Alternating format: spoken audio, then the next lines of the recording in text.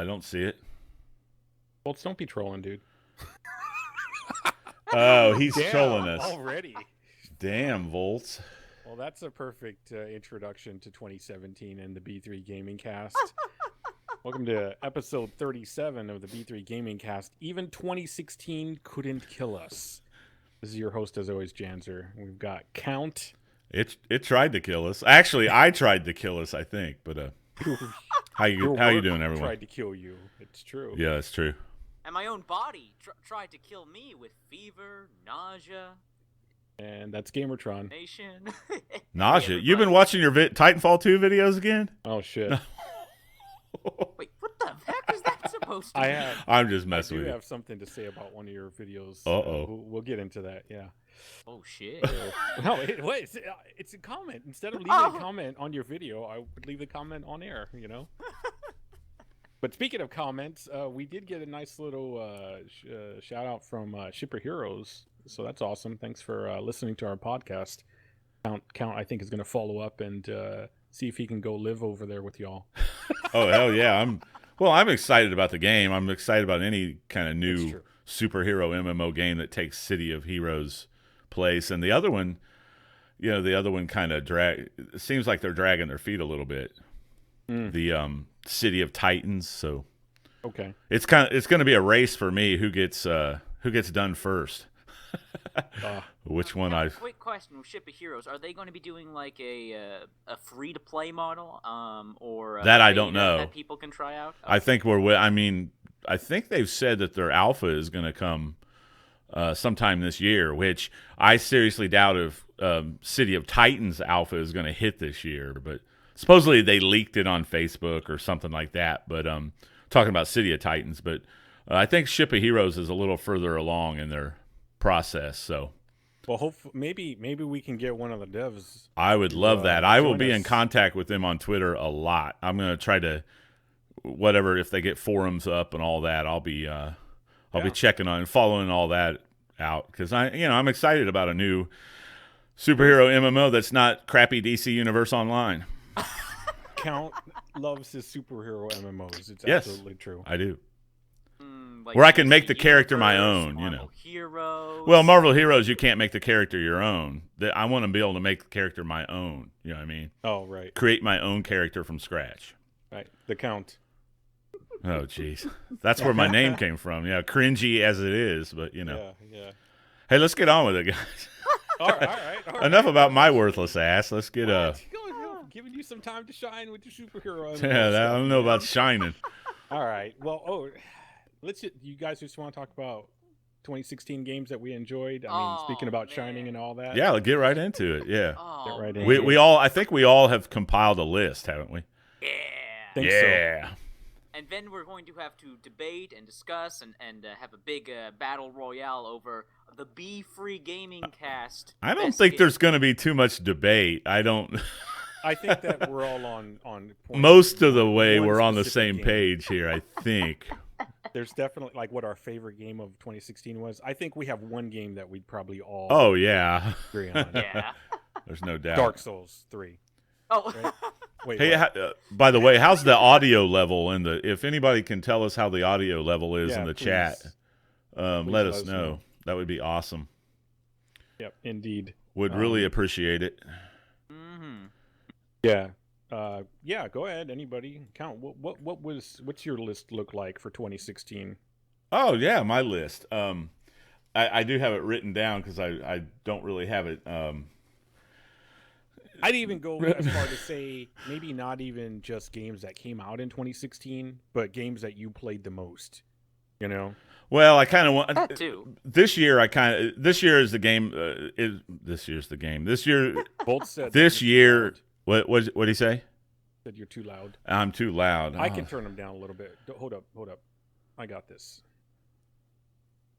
Okay. No, that's coming from my end, Janzer, since I'm streaming it. Oh, right. Let me. I'm a dumb. Yeah, that's all right. The professional gaming cast that we run, production levels. I had myself at 200. I had myself at 221% because I just wanted to be heard. But anyway, Janzer's low, Count and GT are fine. Oh shit, we're getting either Count down or GT and Janzer up. Oh Okay. man, it's all over the place. This all is over the such place. a Here, I can turn myself fantastic up. Star Yeah, Trek turn yourself adaptation. up a little, Janzer. I turned myself down a little bit, so There we go. How's that? Oh shit! that's beautiful. I'm sorry. I basically deep-throated that mic. Sorry. Ooh, Sorry. damn. Yeah, I'm sorry. Can I come over, That's Janzy? Nope. That's Nothing gonna like that. scare the shit out of our listeners. That's okay. They'll enjoy it. 2017, wake the up. Wake the fuck up. Well, I'm just going to basically talk about the games that came out this year Hell that yeah, I like the do it, most. man. Oh yeah. Because that's kind of what I mean. Mostly, I kind of put some of the older games on the shelf that I normally play to play the new games. Kind of like my New Year's resolution to try to branch out a little bit in gaming. But my Kind of like I was what GT does with his genuinely- ex-girlfriends. Just put them on the shelf. Wait, what? Let's move on. just put them on the shelf. Whoa, Yeah. whoa, New stuff coming in. whoa. Wait, what? Whoa now. I'm sorry. Hey. It was an easy joke. I'm sorry. You know how Get me sensitive. in hot water, man. I'm sorry. None of They your don't listen to girls, this none of your podcast. girls They don't- listen. Get the Everyone knows. Oh, my Girls God. don't play video games. GamerTron. Excuse me now. And maybe they can be booby streamers on Twitch. You know, hey, sign them up. You might be able to make a lot of money off of Let's them. just keep Wow. burning those bridges. Wow. Oh, there Let's just goes and this is another the one. reason why females don't listen to the podcast. It's true. Count is still Steal loud. that one from my own live streaming. All right. Oh god. Anyways, Count. Yeah, you played a lot of games this year, which I was surprised and impressed by. You played a lot of new games. You got an awesome new game in PC. Yeah, I blew a lot of money that my wife isn't real happy about, but you know. But her money's her money, my money's my money. Anyway, I'm going to do my top 5 that came out this year. Yeah. Number 5 is definitely Gears of War 4. Yeah. Let me do some honorable mentions first. How's that? I don't even have a top 5. I have like a top 40. Sorry. Go You have a ahead. top 40? I don't know what's wrong with me. That's fine. No, that's good. That's My- awesome. My 2 honorable mentions are Darkest Dungeon and Watch Dogs 2. They didn't quite Yeah. make my top 5, but they were right there. I'm not counting early access games. Early Darkest access Dungeon games, I'm not is That's counting. awesome. You know, that's reasonable, Count. That's because they're technically not finished. So Because they're that's technically reasonable. not out. Or I'd put, stuff like the Long Dark and that Osiris New Dawn on there. Because I really like playing those. But, they're not going to be finished this year. There's Volts no is way saying they're. you're still too loud. Really, Volts? I already saw that and I already made an adjustment. Okay. So All right. Sorry. we're just gonna roll with it. Yeah. I can't be that loud. I kind of talk loud anyway, but I'm trying to. Count's Talk, like, stop! You're making me self-conscious. I'm trying to talk softer. Okay, I don't want to talk too soft, but Gears of War 4. I've never played a Gears of War game before, but wow, man, Oh yeah. game is awesome. I kind of sucked at it, but that's probably why it's a little lower on my list. But number Did 4. you buy it through the Microsoft Store on? I did Windows? buy it. That was my very first game I ever bought off the Microsoft Store. And your experience? I love the using Microsoft Store. Okay, well, fuck it. I don't know. I've gotten free games off there. I've gotten the Telltale It Batman. hijacked my computer. Oh. What? Okay, make locked me me look out. like a jackass. Okay. It fucked your You didn't computer make the up, and I'm store. loving You it. did not make the store. That's true. I'm sticking it to Bill Gates here. Come on, Bill bastard. Gates, yeah. Digging I'm it to just the saying, dead guy. Yeah. If you make an account to buy something on the Microsoft Store, it then tries to use that account for your login for your machine. Right. You can turn that off in settings, but it's done it to me and it's done to Phil. It didn't So do it either to me. I either don't. it hates minorities or Yeah, I there's think. something up with the system. I I'm think just it's saying. definitely programmed by a Donald Trump shit. system or Oh. something. Or maybe the Russians. I have no idea. Vladimir Oh Putin my or something God. developed it. But anyway, I mean, I love the Microsoft Store because when I get my Xbox, I'm going to have all those games. When I get my Xbox Scorpio, I'm going to be able to play all those games on there that Yeah. I've Dead gotten Rising 4 from there. got so. amazing reviews on the Microsoft Store, remember? What did? What did? Dead Rising 4. Well, that's the community. That I'm not going to hold the store accountable for the douchebag community. But I'm just bringing up things for people to go check out our old podcast so you can hear us rant about that shit. Oh God. Oh man. Good That's times. true. Real good times. So, Count, quick question. So, you've never played a Gears of War game before, so I know you. Have you ever played at like a type of third-person cover-based shooting before that? I know, like, there's Division. technically Division. The Division. Yeah, I mean, you take cover in Warframe a little bit, don't you? Mass Effect? I mean, it depends. No, I've never played I have all the Mass Effect games now, but I don't have. Never played a Mass Effect. Never. Shit. Ooh. Yeah, I know. It's bad, isn't it? I can't even call myself a real gamer, but Oh, please. I will be playing that new one that comes out though, because that game looks beautiful. But Mass Effect Andromeda. anyway, let me get through my list here. Yes, number 4 sorry, is. we're derailing you. No, I don't care. I don't care. You do it Oh, whatever. I'm sorry. Oh wow, he's like, I don't ever do that. What are you talking about? Phil says Count still sounds a bit louder than Tron. I turned my mic up. I don't know. That's way louder than I normally have my mic, but beats me. Here, I'm gonna make some changes. There we go. That should take care of it. I said that last time, but number 4 on my list. Number 4 on my list is Doom. Yeah. I didn't like the multiplayer, but I did like. I love the storyline. I wanted more. I thought it was a little short, but you can't argue with the graphics and the gameplay. Oh yeah, absolutely, Yeah. absolutely. I mean, that's just buttery smooth. Gears of War was buttery smooth as well, and the weather effects and everything. That was just that game is just fucking epic. But number 3 for me is Dead Rising 4. I know everyone's gonna go, oh gosh, Nice. Dead Rising 4. It only got a 3-star on the Microsoft. See, I was gonna say that too while you eat your Papa John's pizza. Dead Rising 4. Graphically, it's nothing special, but the game is just too much fun. I mean, that game just cracks me up. The fucking combo weapons you can make, it's just, you can electrify zombies. You can put a Christmas wreath on a zombie that's electrified, and I mean, come on, man. I mean, it's a really good game. I've played a lot of that game, and it's a really good time.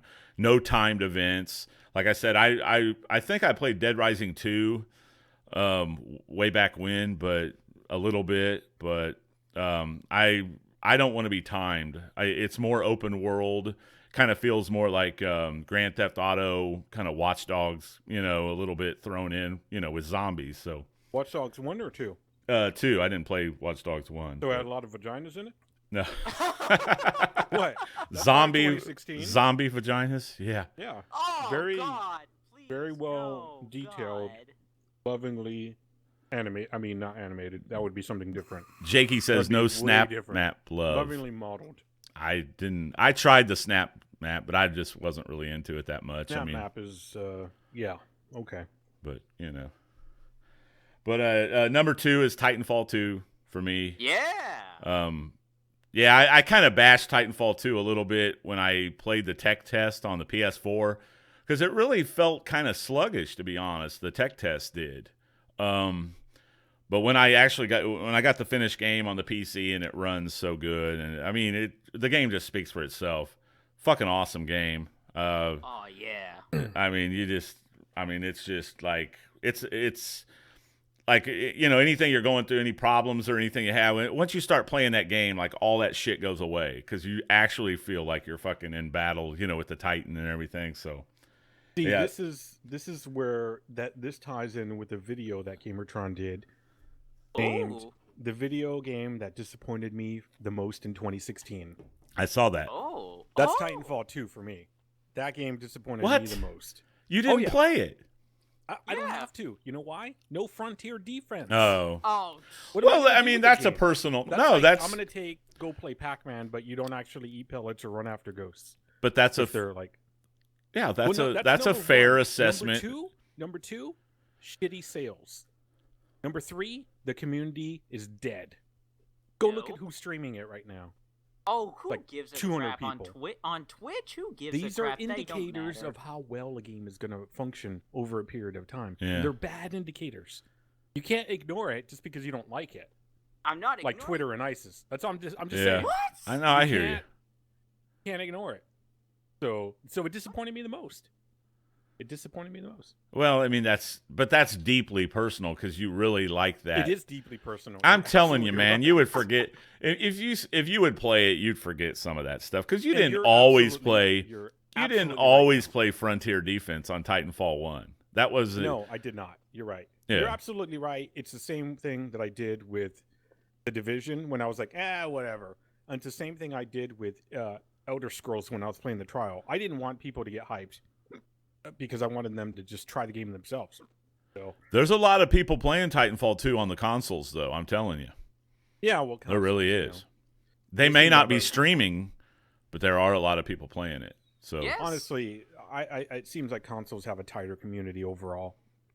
well, tighter and more toxic, but They seem to play games longer. You know. oh no, you're 100% right about that. There's less variance in the gameplay on consoles. Mm-hmm. Yeah. You're 100% So right on that. The community lasts a lot longer. I disagree with the more toxic. I think PC players by far are the most toxic. Oh no, yeah. not what I've seen. Oh no, Janzer, I have to strongly disagree on that one. Console players are. I mean, I think PC players are more elitist, but not. The fair. console players. Whew. That's fair. But That's your number two. I mean, what really hurt Titanfall 2 was Battlefield 1. Let's be honest. Yes. Battlefield 1 killed it. Because Battlefield 1's a great game. Is it Battlefield really is. 1 or is it the publisher? Well, no. Yeah. Well, yeah. I It's mean, EA. if you, It's EA. yeah, They're a piece of shit. So if Yeah. you're from EA and you want to come onto this stream and talk some shit, let's have it out. 'Cause you Janzer just fucking said, idiots "Oh, you're a piece that of don't, shit." Yeah, let's go. Well, we're getting really controversial in 2017. Controversial. We're, We're really being going all out real. with this. We're being real. Remember, you know yeah, they fucked up. And Graham, then it's- all the stupid articles about like, oh, I don't know, the thing was set in date a long time ago. We don't know who did it. You know who set the goddamn date. Stop trying to hide. it was basically they can't were change trying the to date. make It they was were just trying to so put a long dent ago. into Call of Duty, even if it hurt their own franchise. They were trying to chip at Call of Duty.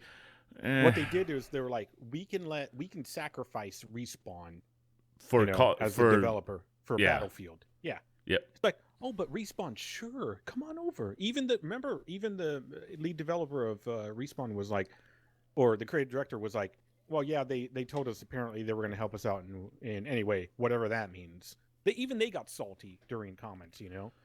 So it's a bunch of bullshit. So that fucking game disappointed me the most. Okay. Yeah. Okay. I mean, unpopular opinion here. Fine. yeah, but I mean, I would expect you to put a game that you actually played on that list. I mean, I know the release of it, Semantics. the release of it disappointed you, but I played it. I just did not play it. right. Play is in there somewhere. Yeah. Well, to me, it plays. It's a little bit more commercialized, like the way it plays, than Titanfall 1, but it's got its advantages to Titanfall 1 in my opinion. But to me, they're both still great games. But I do like the Titans on Titanfall 2 better. I like the way the Titans. At first, I didn't think I would, but I do like the. I like all the different Titans that they put in the game. So, yeah, that's my number 2. And number 1, I'm not gonna talk about a long time because it's pretty obvious. You guys will be talking about it as well. Tom Clancy's The Division is my number 1. Oh, really? Yeah. Yeah.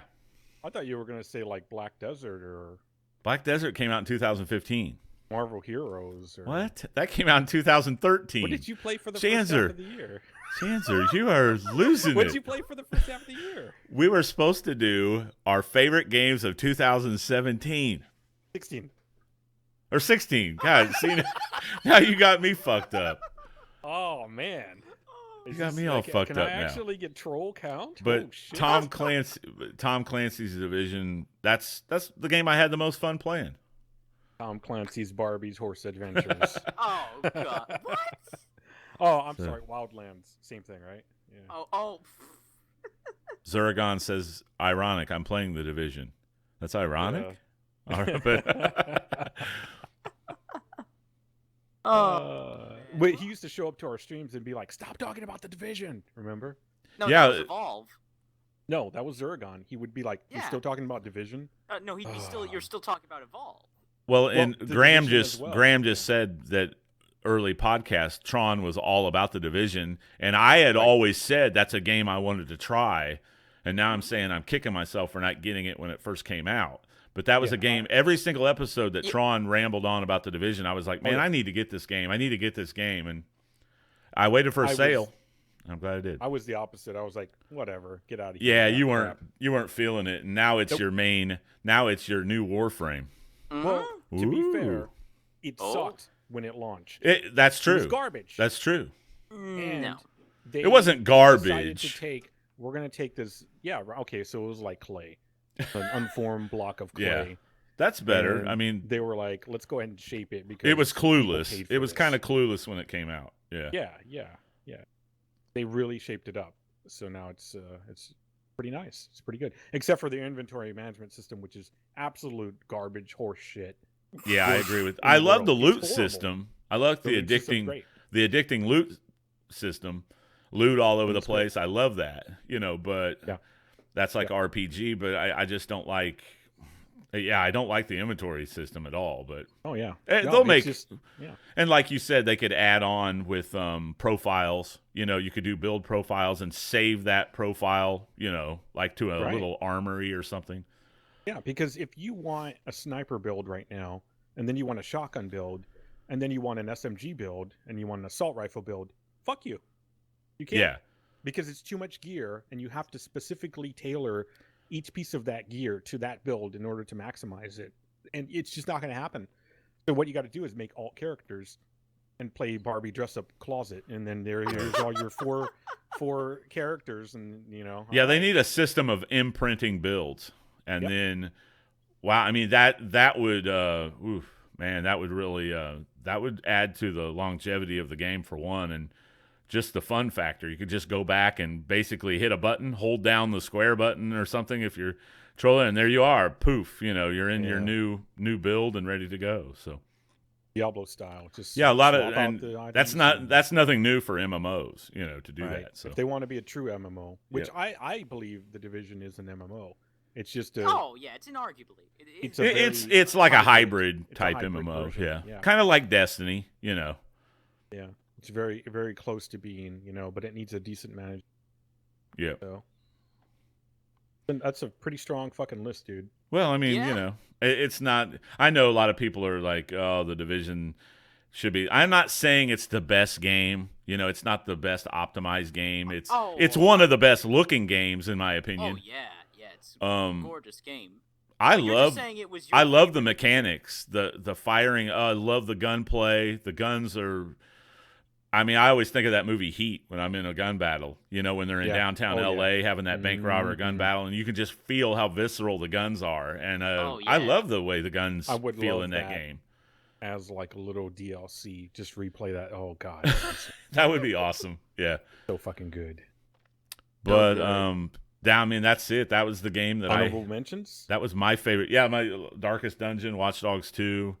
What else could I put on that list? There's probably No a couple Long others. Dark. Huh? The long Well, that's Dark? early access. I'm not going to put that Oh. down. I would definitely put that down in my honorable mentions. It would definitely make my top 10. Well, what know. did you play the first 6 months of the year? I was playing a lot of Marvel Heroes the first, There you go. but that didn't come out. That's that game. Even though they keep changing the fucking game over and over, and that kind of drove me away from the game a little bit. But I'll get back to it. They haven't released my favorite character yet, so So they Oh. screwed it up about mid-year or so. But until then, you were actually having a pretty good time, right? Yeah, I was playing it. Playing a lot of that. I think if it encompassed your life for about 6 months, gaming-wise, God, that's got to stand for something, man. Yeah, but That's that like if I shit on Warframe. I'm talking about because newer I games. don't like I'm it talking now. about released games that were released in 2016. So Fair enough. But that is truly a great list count. I was genuinely surprised by Dead Rising. That's a game that came out really late in the year, and again, fun, I'm though. just that game is I'm- fucking awesome, dude. I don't see got what really the good beef writing. is with it. Yeah. I It's love really playing fun, that it's got game. great writing. Yeah, it's funny. It makes you laugh out loud. Yeah, the writing's good. The story is funny. It's there's twists and plot twists, and the mechanics are great. I just don't see. I mean, it's a tongue in cheek game. It's not supposed to be taken so serious, So I love the game. I can completely understand. Like, Yeah. and I'm definitely, I'm definitely going to pick up Dead Rising 4. Oh, you got to sometime get in it. the I mean, it's future. zombies for days, man. I mean, Oh, you yeah. don't get a break in that game. Oh yeah, I'm just more happy that they finally got rid of the timer. I know a lot of hardcore Dead Rising fans Oh, are fuck that. It's not they're true. used It's to not the the true timer. game. That's why. Yeah, I don't exactly. care if Without it's the true timer, game. it's not It's the more true game. fun. I want Yeah. endless hordes of zombies coming at me, and that's the what you hardcore get. lore of the game states that there must be timer. Yep. Well, awesome list count. Awesome list. Yeah, great games. Great games. Indeed. I got a big list here. I can go if you want. Yeah, dude, I'm Top 40. I thought we were doing top 5, and Jansen's like, I got Yeah, I top have 40, 49. motherfucker. Okay, it's not 30. It's really like half of that. It's like I'm just- 15. It's more like 15. Wait, 1, 2, 3, 4, 5, 6, 7, 8, 10, 11, 12, 13, 14, 15. Oh, I was right on the mark. But they're not all released in 2016. That's fine. So I'm just going to go through. What I'm going to do is go through the games that I played throughout the year that stood out. So in the beginning of the year, unfortunately, Rainbow Six Siege came out in the last month of 2015. So it makes it look like it's a 2015 game. But I'm saying, fuck that. It really started to come into its own in 2016. Yeah, So I can agree I with consider it a 2016 game. And there's so much to the game that is amazing. I, in fact, have a little little list. Where's my paper, Russell? Let me unfurl this paper. So initially launched with 11 maps, 3 game modes, 20 operators, and the recruit. So that's 21 things to play. The recruit being the most versatile because you can do a lot of things, very limited and very small ways. So over that 2016 year, if you have the season pass, you would get a 7-day jump on the total of 8 new operators that they came out with, prior to the public, of course, being able to play them. But everybody was able to enjoy all the new maps. Which one of the last maps that they added in with Red Crow was the Bartlett University. Finally, which is, if you guys remember, it was the last situation that you do. Yeah, And that's one of the best maps in the game. So I'm super glad that they finally actually did that. yes. It's a really great map. It's awesome. We need to get together and play some Terrorist Hunt on that. Oh, I played the other day, like casual PvP. So Oh. yeah, and it's pretty all right. I actually won. I got like 4 kills in 1 round, so I'm pretty happy with that. Shit, Oh nice, yeah, man. we won the entire thing, but still. So going through that, February they dropped Operation Black Ice, Frost and Buck. Oh You got that welcome mat trap for Frost. Frost being one of my favorite characters in that game to play. Operators, I should say. I don't want to trigger anyone by saying the wrong term, you know. That Super 90, come on, man. Oh, yeah. You know? And then Buck with his underbarrel 12 gauge shotty, which is really nice, blowing holes in everything. And I love the name of that thing. What was it? The skeleton key? Yeah, the skeleton key. That's Key the because name. it opens anything, right? So with that same Operation Black Ice, you have the new map Yacht, which is really fun to Yes. play in, of course. And you got a bunch of new weapon skins that showed up as well. So that was really fun. In May, they dropped Operation Dustline. So you had Valkyrie and Blackbeard. Valkyrie with her black eye cameras, which I think initially she had 4 cameras and they cut that down to 3. Because we found out really early with Valkyrie that you could make a lot of fucking renown just by spotting people, and 4 cameras was kind of it. And Blackbeard, of course, with his rifle shield, which they also nerfed a bit, and instead of having one really strong shield to kind of shield his head, he now has 2 shields that have lesser, damage that they can absorb, but you can swap them out. So that's kind of fun. Along with that, you have the new map Border, which is really kind of like Afghanistan, kind of, Iraq kind of looking, thing, real dusty and whatever. I honestly really fun. really love that map. It has great verticality. Great hiding places, and really good map. What they showed there, like, Yacht is pretty good, but the external environment is just ice. Yeah. With Border, very detailed all around. So Border really showed we're not giving in. We're not just putting out bullshit content. We're going to keep coming with really good content. Along with that, new headgear and, of course, charms. Got to have charms for those rifles and whatnot. Then you had in August Operation Skull Rain. So Capital and Caveira. And that's the tactical crossbow for Capital, who came with the M249. So if you like your LMGs, M249, got to have it. And Caveira with her stealth and that ridiculous pistol. Oh yes. I can't Oh, remember the God. name of it, but because I didn't write it down. But Jesus Christ, I was playing the other day with her, and I was like, I see why so many people played her like religiously, practically Oh when she yeah. first came out, because it's just fun to play. Just Yeah. one shot, one kill, boom, boom, boom, boom, Dude, boom. Caviera has easily become like a fan. Chimera. Caveira. There's sorry. no caviar inside. Well, she Caviar. does have eggs, Caveira, technically. So I Caveira. guess My apologies. Caveira. The Is that really like the easy. is that like the Fettuccine Brothers? Yeah, what's a caviar bitch at? But with Caveira, the thing about her is like she in PvP. In is PV. What? Sorry, in PvP, He's breaking up. like completely. Oh shoot, I'm breaking up. There you go. Sorry. Go ahead. Hello. Okay, look, 1 sec. Let me. Hellro. Okay, there we Okay. go. That should work out. Holy Okay. smokes. What? What's wrong now? You're good. Go ahead. You're good. Go ahead. Okay. You're good. Anyways, the thing about Caveira in PvP is she can completely change the outcome of a game. That her ability to interrogate and reveal enemy positions, because the thing about Rainbow Six Siege is intel, Yes. positions. That's what make or breaks the game, and that what separates a good team from a bad team. Your intel and how you utilize it. And with Caveira, you get all the intel. You know exactly where the enemy is. You know exactly where you're doing. But there's so much pressure on a Caveira player because you want to get that interrogation. You gotta incapacitate a player. You gotta get them all alone. There's a lot of tension, a lot of buildup, and that's just something Rainbow Six Siege just does so well. That intensity. Yeah, absolutely. So along with that, they had the new map, the Favela, which is basically this map. You could pretty much break down almost everything, almost every wall. Everything was like, basically more destructible than normal maps. They dropped the new mode, tactical realism, because realism wasn't enough for you crazy fucks. You have to have tactical realism, which minimized a lot of the UI as well. There's more details to a lot of this stuff. I'm trying to hit the high points because this is one of my favorite games of 2016. Universal weapon skins, which thank you for that. Thank you for that. I don't want to have to buy one skin, for one weapon and then, oh man, that's it, the same shotgun. I wish I could use it on this other shotgun. It's a universal skin. Perfect.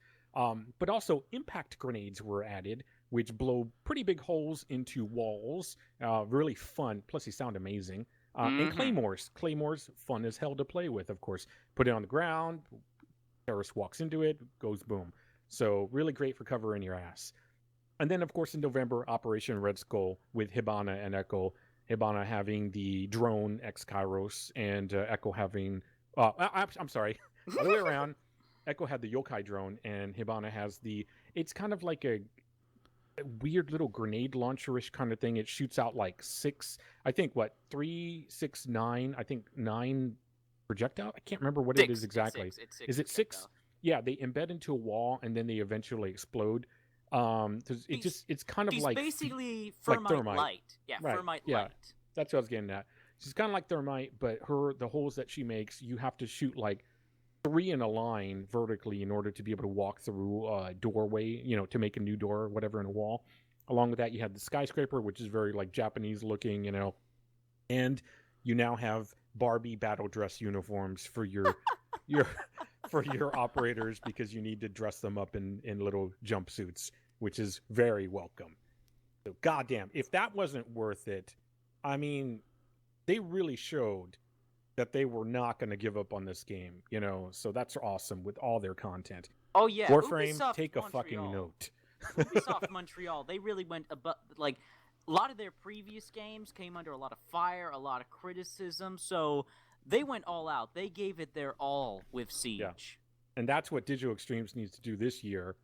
Take a note from these guys. Absolutely. So that's the first game that took up so much of the first part of my year of 2016. Around the same time, there's a little known game that's been shoved under the rug because apparently its bigger brother is better, but ended up being a disappointment to me. Titanfall. I played a lot of Titanfall in early 2016, even though it's not a 2016 game. Yes, I know, but we got a lot of the B3 community playing it, and so to me, it was a big impact. We played on the tail end of when it was quote unquote dead, yet we still had a damn good time. I would still love to play it. I would too, man. I would too. I don't have any room on my hard drive right now. Sure. Moving on. Wolfenstein: The New Order. Once again, not a 2016 game, but I played it for the first time in 2016. One of the most amazing games that I've ever played ever. Great story, great music. Same guy that did the music for Doom. So it's just wonderful game. Everyone should play that fucking game. It's fucking awesome. Yes. Warhammer 40,000 Space Marine. I never played it before, and that led up to me being able to play Space Hulk Deathwing later on in the year. But love that game. Really fun, really simple, very straightforward. One of my favorite games in 2016. Evolve and Evolve Stage 2. Yeah. Yeah. Rest in peace, Evolve and Evolve Stage 2. 2016 never had a chance. Oh, yep. Jesus. Yep. Yeah. So Evolve, of course, came up, 2014 or something like that? 15. 15? Okay. I think I first heard about some of it. Maybe that's why I'm tying into 2014. But Evolve Stage 2 really tried to kind of change the game, and they really did a good job. And I think that it was a very passionate push by the developers. Unfortunately, too little too late. And it even showed in their October DLC that went out. There was a kind of little event. Things were just kind of, not as up to par from what we had seen from them before. I kind of felt like this is the downhill. Next thing you know, we're shutting down production on this. And so it was a nice little run, Evolve Stage 2, and unfortunately, dead is dead. So wonderful game, wonderful monsters, great textures, gorgeous, wonderful hunters. I wish I could see a movie of that fucking video game. It'd be amazing. I just don't think I don't think they did enough with that game. They did. They just didn't. They didn't. But it's like you've got Count. You've got a month to turn this whatever it is around. Well, I'm talking about at launch. At launch. They should have had multiple planets. Their scope of vision. Yeah, their scope of vision was way too small for the possibilities of that game. It was way too small with the marketing they did. Yep. They were trying to go for esports. Yeah, fuck that. I know that's what ruins a lot of games. Yeah. A lot of games try to go for esports. They have an amazing game there, but it's a game on my list for later. But I'll talk about Paragon. They're in the same boat. They don't have a lot of anything, but they have a lot of operators, and they know that as long as they bring out new.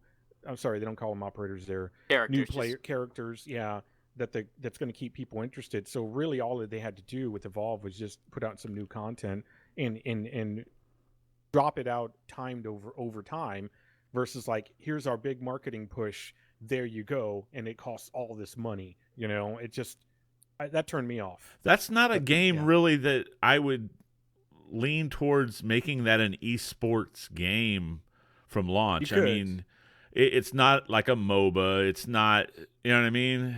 Well, I mean, look at the majority of esports games, and you don't see games like that. You see League of Legends and Smite and everything that everybody's doing because you're trying to break through something else. Yeah, StarCraft. It's a good idea, but I don't think they executed it very well. No, I don't. Yeah, I'm not bagging on the game. I liked the game at launch. I just thought there wasn't enough. I was bored in 2 weeks. Yeah, no, I think they did same thing with The Division.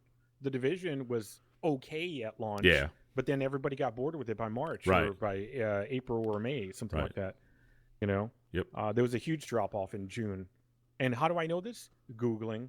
If you look up information about The Division, a lot of the posts will end around June, and it starts picking up back again in later September, October, whatever. So, a lot of people dropped off that early. To be fair, Evolve got off on the wrong foot with the community. You know what I mean? With those fucking microtransactions. The day one. That's marketing bullshit. Yeah, that killed the shit. That's kind of like the overhyping. Look at all this stuff we have. Turns out we just have a lot of stuff to sell that would probably be shipped with another game, but that's not this game. So that's a Jim Sterling thing of just give me all the content if I pay for it. Right. Don't make me pay don't nickel and dime me, So, go ahead. Oh, I'm just saying when it comes to Evolve's microtransactions, they were way overblown because they were almost not the actual DLC, the DLC were upcoming new characters, but its actual microtransactions were solely cosmetic. They were just skins for your weapons and monsters. Matter though. it was too much of like all that anybody saw was like, if I add all these numbers up, it comes out to $1,000 or whatever. You know, Yeah, you exactly. see, you have to think like a human being.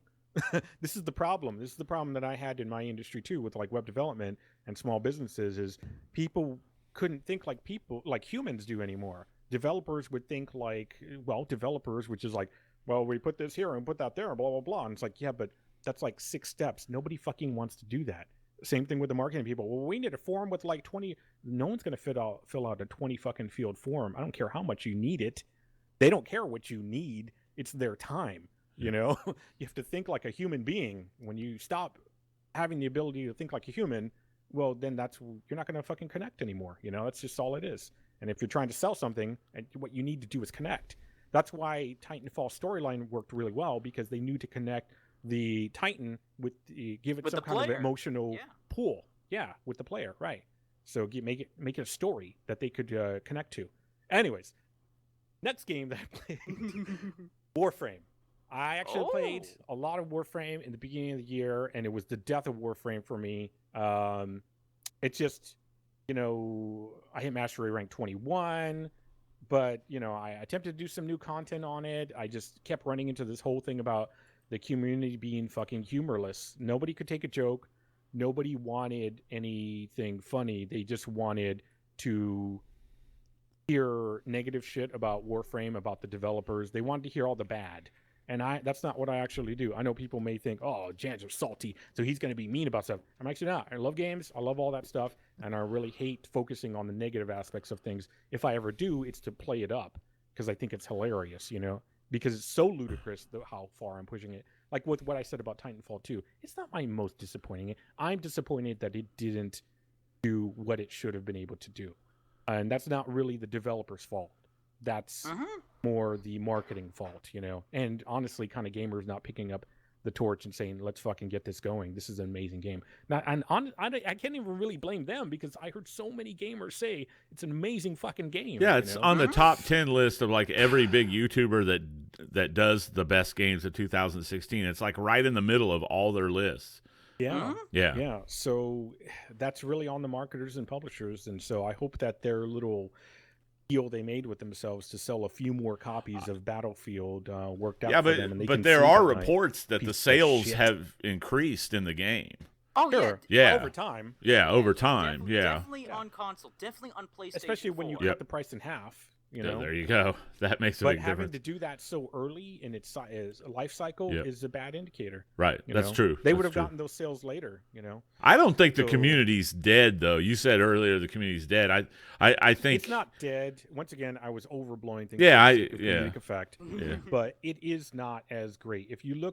I look a lot at when things like what's streaming, because I'm on Twitch a lot, right? And it's not always very high up. It can get beat out by a lot of other games that really it shouldn't, as far as, you know. But you don't see a lot of Call of Duty being streamed anymore either. Sometimes you absolutely do. Yeah, sometimes you do, but I mean, honestly, what we gotta realize when it comes to Twitch, it's all about the streamer. It's the streamer who brings in the views. Like if these streamers don't want to play Titanfall 2, that's not exactly the correct. game's fault. There's two different things. One is a streamer that's been there for a while, so people will watch any garbage that they put out. Number two is people like me that will just go to watch a game, and that's it. I don't care what other game that person's streaming. I just want to see that game. I do that quite a lot.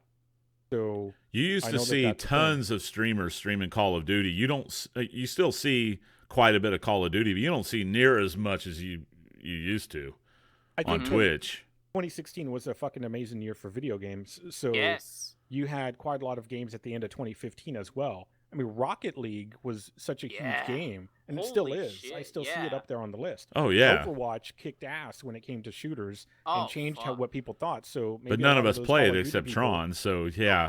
I wasn't going to put it on the list if I didn't play it. Yeah. Yeah, no, me either. But I'm just saying, like, you're talking about, like, why aren't people playing as much Call of Duty? I think it's because there's so many other good games now, too, that actually there's partake so much competition. It's ridiculous. Dead by Daylight took the fucking world by storm. That was in my top 10 favorite games of two. If I would do a top 10 list, Dead by Daylight was number 10 on my list, actually. Yeah. That's a fun. Rainbow Six Siege, it's a buggy game, but it's fun. That game is fun. The community sucks.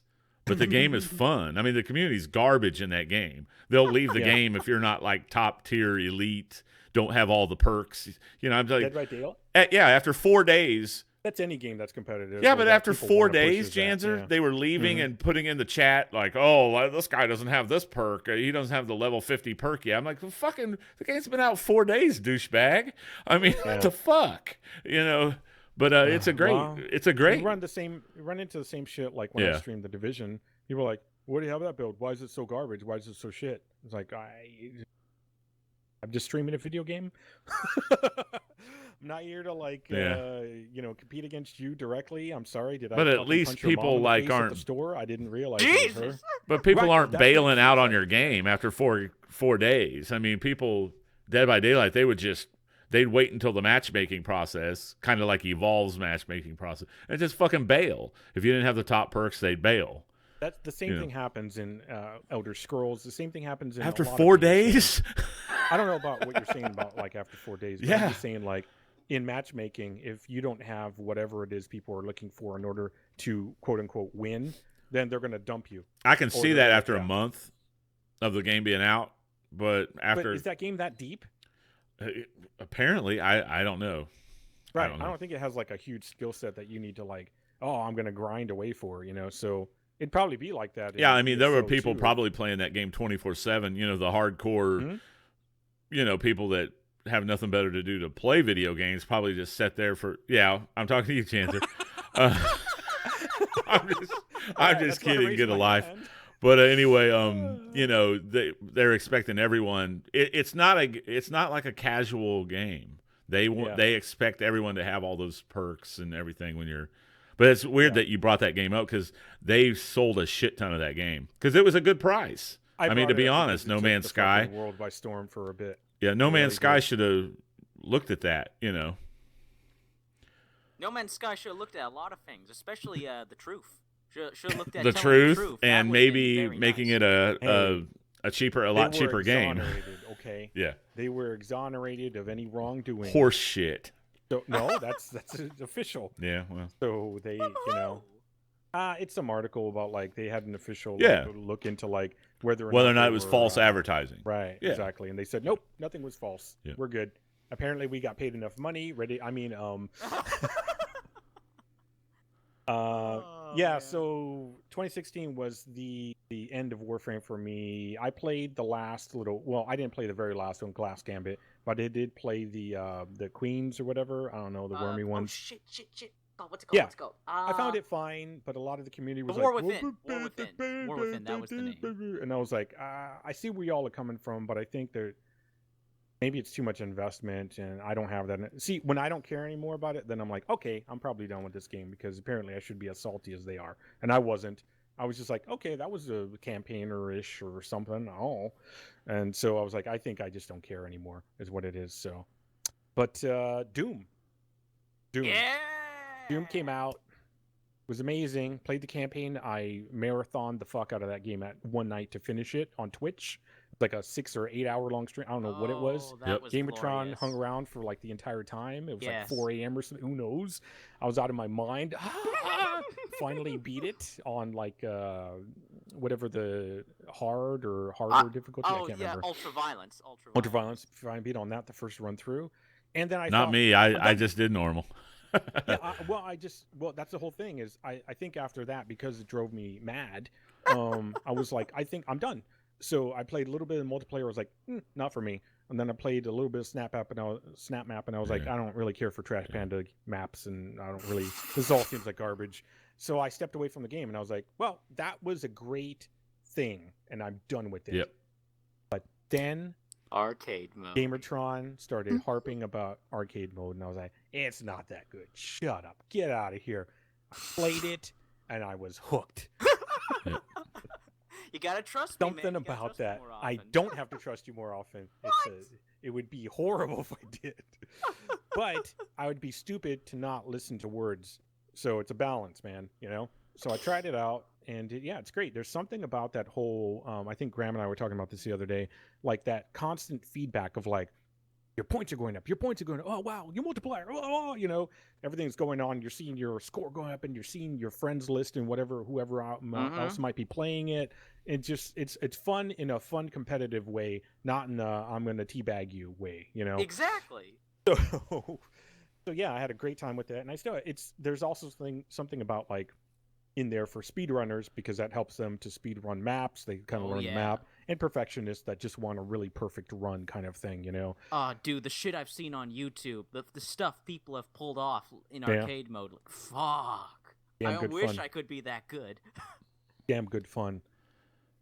Dark Souls then happened to me and was happening to me, but there was a point there where I realized I need to beat Ornstein and Smo, and I need to do it the proper way. Smo first, and then Ornstein. Meaning you get Ornstein's armor, but you're also in for a shit of a fucking time. The worst way to do it. Not to mention, I used fist weapons. Yes. Which is, you have to be right up on the enemy if you're going to get... And you could even miss them, which is stupid, but it happened so many times. Between that and I had like a baby when I finally beat them. It was the most... It was one of the most epic gaming experiences, and I was like, I'm done with Dark Souls now. I can now... I was done. I'm done. I'm done with Dark Souls. So, but it was one of the best and worst experiences that ultimately culminated in one of the best experiences. So, I was super hyped about Technomancer. Played it. Never returned to it. Aww. Yep. Darkest Dungeon launched. I played it again because I had played it in beta or whatever, and it was still amazing. Dropped it, moved on. Some piece of shit. I don't know what his name would be. The Viscount, the Viceroy, something like that. Gifted me the Division. Viceroy, that's me, the Viceroy. But I can't remember what his name. That'll be your last gifted game, but anyway. So he knew I didn't like the game because that's all I remember. It was a troll gift. No, it wasn't. Because I always it wasn't a troll gift. What? The fuck are you talking about? If you said, you know what, fuck that game, I'm never gonna play that game, and then I gift it to you, that's a troll gift. Yeah, but you were just doing that to. You didn't actually know. You were doing that out of ignorance. Like, that's like me saying, "Oh, fuck Rainbow Six Siege." I mean, I bought the game, but you know. I know I don't. I tried the game. I know I don't like it. You had no leg to stand on, but any opinion about the Division except what GamerTron. You were just saying that to give GamerTron a hard time. I watched it too, and I found it really boring. I know because I was in Graham's stream one time, and I was like, "What is this? Dress My Hobo? What is this?" That's a game that's not fun to watch, but fun to play. It's not. Yeah, you're exactly right. I find it fun now that I know what's going on with it. Yeah, that's true. Yeah, that's the barrier. Is like, what the fuck is going on in here? Why do I want to see normal people running around on a regular street firing weapons? This seems really dumb. It's not like GTA crazy. Yeah, I remember you saying that. Oh, I might try it. I remember you saying that. I said I might try it, but I was like, when it comes down in price, I want it to be like $5 or $10. Well, I wasn't going to gift it to you at full price. Fuck that. Well, here's the other thing. You gifted it to me at the perfect time when 1.4 was just around the corner. Yeah. So I was going up on level 30. By the time I hit 30, 1.4 dropped. So I never knew all of the horror that everyone else knew about, like, you know, the lack of end game or blah, blah, blah, blah, whatever it was. I was like, everything seems amazing to me. Everything. Literally. I was like, I never want for anything. Do I want new weapons? There they are. Do I want a challenge? There it is. Because everything was just being laid in place. And then 1.5 launched and changed things up even more, just a little bit more, add a little bit more difficulty, and then I was like, fine, I'm in. Give me, got the underground because I bought the season pass, and so one of the best gifts that I thought was a troll gift, and I'm sorry, Count. I'm just fucking with you, dude. I don't give a fuck what you say. It doesn't bother me one bit. I don't care. You could have wiped your ass with it and mailed it to me. I don't give a fuck. I can guarantee Count does not get trolled by anyone except for his wife. My wife controlled the fuck out of me. You understand? It's true. So it's one of the best games. Love it to death. As Graham said in chat there, it's like Diablo to me. except for I'm shooting people with guns, and so I love it. You got sets of gear sets and all that stuff. And that's about it for the Division. It's just amazing as fuck. Shadow Warrior 2. Yeah. That was a gift in a roundabout way from Philmon. He told me about somebody on Twitter that was a marketing person that was giving away copies if you were a Twitch streamer or YouTuber. And I was like, I used to do those things. Maybe I can fake my way through. And so I sent him an email saying, hey, I'm no longer employed. I would love something to do with my life. Can you send me a copy of Shadow Warrior 2? And so they sent me a copy of Shadow Warrior 2, and I love the hell out of that game. I knew I should have taken the sympathy routine. There you go. Yeah, the sympathy route. I don't go sympathy. I bought the game full price and played it an hour and a half. Haven't gone back to it. It's not sympathy, but it is sad because it's just the truth count. Yeah, I know. Okay. So I know. I'm just one of my favorite games of 2016. Ridiculous over-the-top violence, ridiculous weaponry of different types. Your movement is glorious. The enemies are crazy. The dialogue is stupid and funny and just dirty. It's just, it's very dirty. Overall, the game is one of the best games of 2016, and because it didn't win any kind of award, the Game Awards, they're fucking idiots. That proves it right there. The music is great. Everything is great about it. Well, it's not a commercialized game.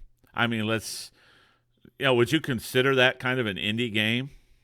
Not really, no. I mean, I would. Have you seen the three guys that work on the? Don't they have just like a handful of guys working on the game from like their apartment or something? No. Flying Hog? No, Flying Hog, no. I think they're Polish. They're Polish devs. Oh, okay. Polish devs apparently are the best devs ever. I thought it was like a really small handful of guys in that studio working on that game. There's like Polish developers, and then there's Platinum, the Japanese developers. If they could ever get together somehow and create a game, it would be the most insane game, because you have the stuff that Polish developers have been able to pull off with no budget, and Platinum does the same thing. Actually, they pull them in. They did the Transformers one. They did, of course, Metal Gear Rising: Revengeance. They did. They're going to be doing. What is it? Oh my God! There's a new game Nier called Automata. Nier. Yeah, Nier Automata, of course. That's coming to PC, which surprises me. Yeah. Yeah, there's just so many games that they've done super well. They love combat and all that. They love combos and all that stuff. So it would just be amazing to see them do something with a different developer. But who knows? Shadow Warrior 2, yeah, amazing. To round it off, Space Hulk Deathwing wasn't what people wanted. It was exactly what I wanted. Gore, violence, beautiful scenery, beautiful rendition of the universe. For Warhammer 40,000. Dude, I have to say, as a hardcore Warhammer fan, I can tell you, Janzer, that what's the name of the developer? Fuck. It's a French developer. I remember that, and I might have it in my old notes here, but I don't think so. Well, that dev, I know for a fact, just from what I played of the game, they love Warhammer, because the amount of detail, like that went into the architecture, that went into the UI, that just went into the design of the armor and the Tyranids, like.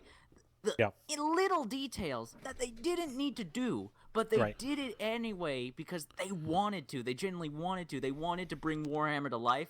Fucking hats off to them. It's a beautiful, visually beautiful game. So there's two developers listed. I believe the main developer is Struum. It's Streum on Studio. And then the other developer listed is Cyanide. And I think that they were brought in for something, but I'm pretty sure Struum is the main developer there. Yeah. They're a small team. And they, in fact, kind of pride themselves on funding themselves, on not being funded by anybody else. So everything they do, so all of the bullshit that people are like, blah, blah, blah, blah, it's like you have to understand where these things are coming from. When it's like art, follow the bunny, see what's going on there, and then you understand why something was developed a certain way. So for me, Space Hulk Deathwing was and is an amazing game because it fulfilled something that I wanted to see, which is a visual representation of a universe that I'd never seen before like that. So it's gorgeous. It's gorgeous. I think just for the price alone, wait till it's on sale if you need to, but definitely pick with the game. Just check it out. A little game happened to have a free to play weekend, quote unquote, which by the way, these fucking free to play weekends are turning into like 4-day marathons. They're no longer weekends. It's like free to play weekend starting Thursday, through Monday, so it's like, Jesus Christ. All right, fine. Elder Scrolls Online. I went into that hard and I kept telling people, I'm not going to play it. I'm not going to play it because I wanted to know when to buy it just because I was playing it. And people did whatever they wanted to, which is perfect. And it ended up that a lot of people in B3 are playing it. And I hit my champion level 38 at this point. I'm still working on it and still working on my Mastercraft stuff. And love that game. PvP in it has definitely been fun as hell because it does something really right that the Division could take a cue from, which is everyone's at a level playing field. And the only real variance is some of the abilities that you have because you unlocked them. But that's it. So, there is nobody can be above anyone else just because of a gear set, like in the Division. So that's really what the Division should take away from that. And, I didn't really talk about Evolve Stage 2 developer Turtle Rock, but while they were doing Evolve Stage 2, I mentioned it many times in the past during the podcast, but they're probably one of the best developers that I've seen try to pull something and turn it around in a 180 and do a lot of right things with the community, with the streaming, with just trying to get people involved. Abso-goddamn-lutely, yes. And it didn't work, but while they were doing it, those are the right things. Those are the things that Digital Extremes needs to remember. Those are the kinds of things they used to do in the past. So there's a lot of things that I look to Digital Extremes to say, look, this is what look what they did with the Division. Massive. What Massive did there is they massively turned it around and got people positively engaged with the game again. That's almost unheard of, So especially with the AAA, because once the hate trading starts rolling, it's really hard to turn that shit around. Oh yeah. And it's unfortunately still rolling. We're going to get an influx of hate in Division pretty soon. Angry Joe just released his top 10 worst games of 2016, and he put the Division on it. Yeah, but most of his opinions come from that first 5 or 6 hours of gameplay, or I'm sorry, 5 or 6 hours of Delris gameplay. That's the same thing with like the guys at Rooster Teeth or Achievement Hunter. They didn't actually play the latest version. Yeah, they're not continuing the games. I mean, he's a first impressions guy, and you got to remember his reviews are first impressions. Now the pro gamer that he has that does his actual Twitch streaming for him, Delrith, is a bigger. He's more of an authority, and I guarantee if you would ask him what's your current status on how you feel about the Division, he's not going to put it in his top 10 worst games. There's no way. I mean, those kind of games are ongoing work in progresses, and you can't just like Destiny. He bashed the fuck out of Destiny. Well, Destiny's still going strong. It's always in the top 10 games of being streamed on Twitch. If you're going to measure that, but yeah, to put Division in your top 10 worst games, it's a little maybe that's fair for the first 2 or 3 months the game was out, but now the status, the state of the game, no, that's not viable. Yeah, there's no way. Totally agree. And fuck you, Angry Joe. Thank you, Count. Fuck. Well, I'm just saying, it's obvious. I mean, oh, sorry. Hey, doggy. And ESO didn't launch in 2016, but I played it a lot in 2016. Plus, One Tamriel did happen in 2016. Yes. So that's why I put it on the list, because that changed the playing grid. They did something that I said at the time that was probably one of the best things they could have done, which is they gave to the gamers what the gamers wanted. We want to be able to play with friends. We don't want to have to like, oh, I'm sorry, you're 5 levels below me. You're going to be a waste of my time and your time. So just go and hurry up and level on your own. No, everybody can level, everybody scales. It's just a great system because it focuses on community, which is what a fucking MMO is usually supposed to be about. You can play that game solo quite a lot. I probably did 70% of the game solo because I would play in times that nobody was around, and it's great. It's just they did a fucking amazing job with the development of that game. And I see my dog in the background. Hey, dog, come here. Hey, doggy. Aww. But last game, Paragon. Paragon showed up towards the end of the year for me, and they also made a massive change in 2016. Well, that game actually came out in 2016, I believe. Yeah, it did. Yeah. Right. But they also made the massive change with Monolith. with Monolith changing the map, and they continue to add new characters. I think they're not if they didn't just release one, they're going to be. Oh yeah, they've released like a preview for their upcoming new character. Yeah. So that community is going through the same kind of crap. Oh, you changed it, blah, blah, blah. But what they did was they made the game more action oriented, so you don't have like hour and a half long fucking games of nothing happening and people sneaking around and nothing going on. It's action packed if you want it to be action packed, but you can still tactically build your character based on cards that you get. I put a crap load of hours into that game too. Yeah. It's a good game. It does what I think a lot of MMOs, not MMOs, MOBAs, or a lot of MOBAs lack. It's that more immersive. Yeah, MOBA. It's that incentive. It's that engagement. I can't get engaged in Dota or League of Legends. Like, they're not bad games, but I just can't get into them. That detachment from the character, the fact that it has the view of like a strategy game, but it's not really a strategy. Well, it's game. more of You're a top down. Yeah, I Yeah. mean the two big. I mean the biggest like third person MOBA right now, I believe, is Smite in popularity, Smite's pretty cool. and Paragon's trying to get in on that. They're trying to Paragon just looks hone in on their action a little bit. I mean, Paragon looks better, but right. You know, it's honestly a different style too. So yeah. It's not fair to compare. Yeah. No, I'm not really comparing them. I'm just saying. No, I am. Yeah, Paragon's trying to edge them out, and trying to capitalize on the Smite. Well, it's certainly popular. I mean, especially it's one of the very few games with cross-platform play, and that's got a lot of people's attention. That's got more people playing, and it's so awesome as a PC player being able to play with PS4 players. That's so fucking cool. Yeah. Doing it right.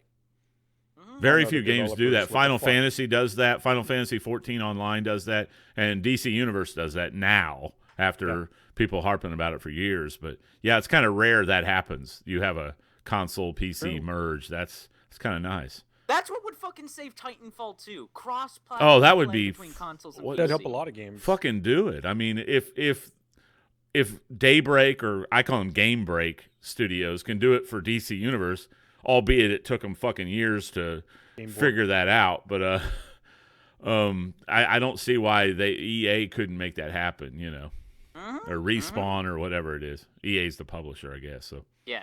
Yep. Oh man, well again, great list, Janzer. Like so many fucking good games that came out in 2016. See, I thought we were just doing the games that came out in 2016. I didn't know we were talking about like just games that we played. Like, no, I said that. I was like, oh, okay, that's fine. Oh, I'm not judging you. I'm just saying I didn't get the memo. I'm just. You did. I told you before you started your fucking list. I was there. I literally told you. It's on the podcast. I'm just messing with you. Let's go to where the tape's at. Let's go back. As we can see here, example evidence A. Yeah, there we B. go. Someone bring that. In line 6. All right. It states here, in paragraph 2Q, I mean, there's some games that came out in 2012 that I started playing in 2006. If you played it a lot. No, I didn't. I didn't play a lot of that. I'm just messing with you. Okay, I guess it's my turn. I gotta say, guys, this year Oh, blew Lord. me out of the fucking water. Well, that's all we have for this night's episode. Well, the past 2 weeks didn't blow me out of the water. I thought I was going to drown in the water, to be honest with you, so I'm glad I'm feeling better. Oh, man. Oh, guys, I can't tell you that 2 weeks of being sick, murder. Fucking murder. Anyways, happy news. This fucking, not this year, last year. So damn good. I was very happy with like 2014 and 2015. Got some really great games. Like Middle-earth: Shadow of Mordor, of course, original Titanfall, Evolve, Life is Strange. Like so many great games that came out the past couple of years. But this year, 2016, I was suffocating in good games. There's so many good games to pick from, so many memorable experiences, so many games that just like if they feel like they appeal to me and they do what I look for in games. Like more games than ever this year had bot support in their multiplayer, PvE co-op elements, full-fledged single-player campaigns, like just a lot of stuff that I feel like this is what I want. This is what I expect from gaming. This is what I was used to for a while, and I didn't get for a while for a few years. And this year was like, hey, there's this guy Ryan. He's the GamerTron. He lives in Canada. This is specifically what he likes to see in games. Let's do that. Let's do that. It'll be fun. It'll be good. So a lot of you guys mentioned a lot of my favorite games of the year. I'm not gonna like put them in any list because I'm gonna be making that video and I don't want to spoil it. So I'll just talk about a few games. I'll talk about some of my favorites and some of the games that I really liked this year. So one of my favorite games of the year, Total War Warhammer. Fuck, it's rare to get a good RTS nowadays. Last one was Grey Goo last year for me. There's just nobody makes RTSs anymore, and I was never into previous Total War games. So XCOM 2. It's turn-based. I'm not really. That's one of the best. And it's going to be it's the free game through Humble Bundle in February. By the way. Oh, cool! Oh my God! $12 you can get it. Okay, awesome, yeah, I'm gonna get that. Yep. That's one of the best games I haven't played. Sorry, GamerTron. Yeah. No, I interrupted you guys. Feel free. Oh, okay. But with Total War Warhammer, like, again, never played a Total War game before, was never interested, but this was Warhammer, and all the trailers, everything about it was like, could this be the game I've been waiting for? An RTS in the Warhammer universe? Turns out it fucking was. The game is fucking epic. The epic fantasy battles I've been able to just create in this game. Armies of orcs and goblins clashing with griffins and dragons, fucking tree men battling vampires. I wish there were hobbits. But yeah, like, it just, think of every epic fantasy battle or fantasy movie or fantasy video game, and then take all those awesome characters, put them in RTS, and just watch them kick the shit out of each other.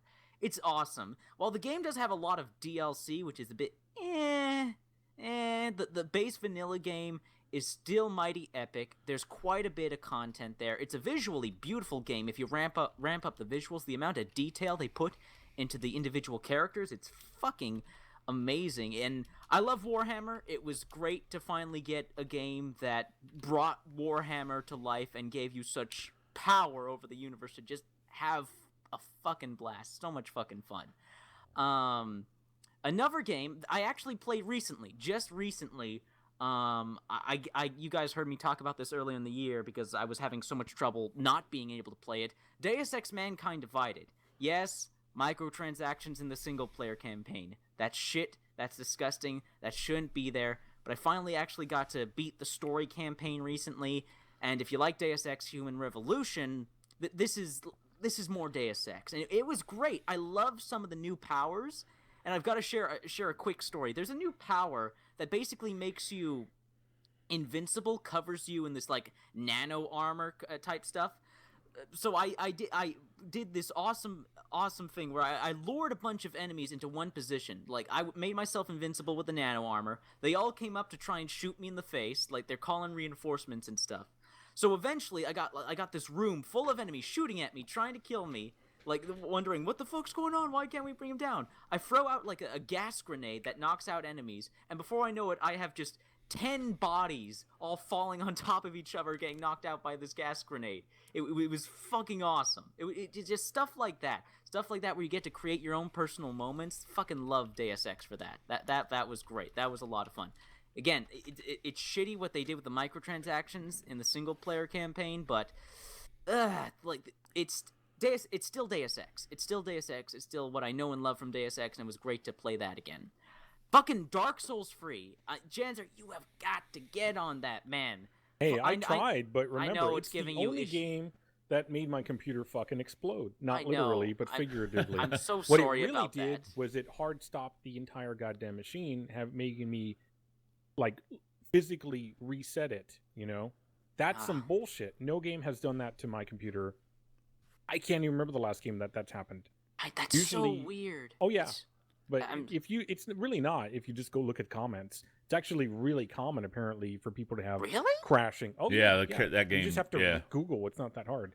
And apparently a lot of it has to do with their lighting engine, and how they handle shadows and all that.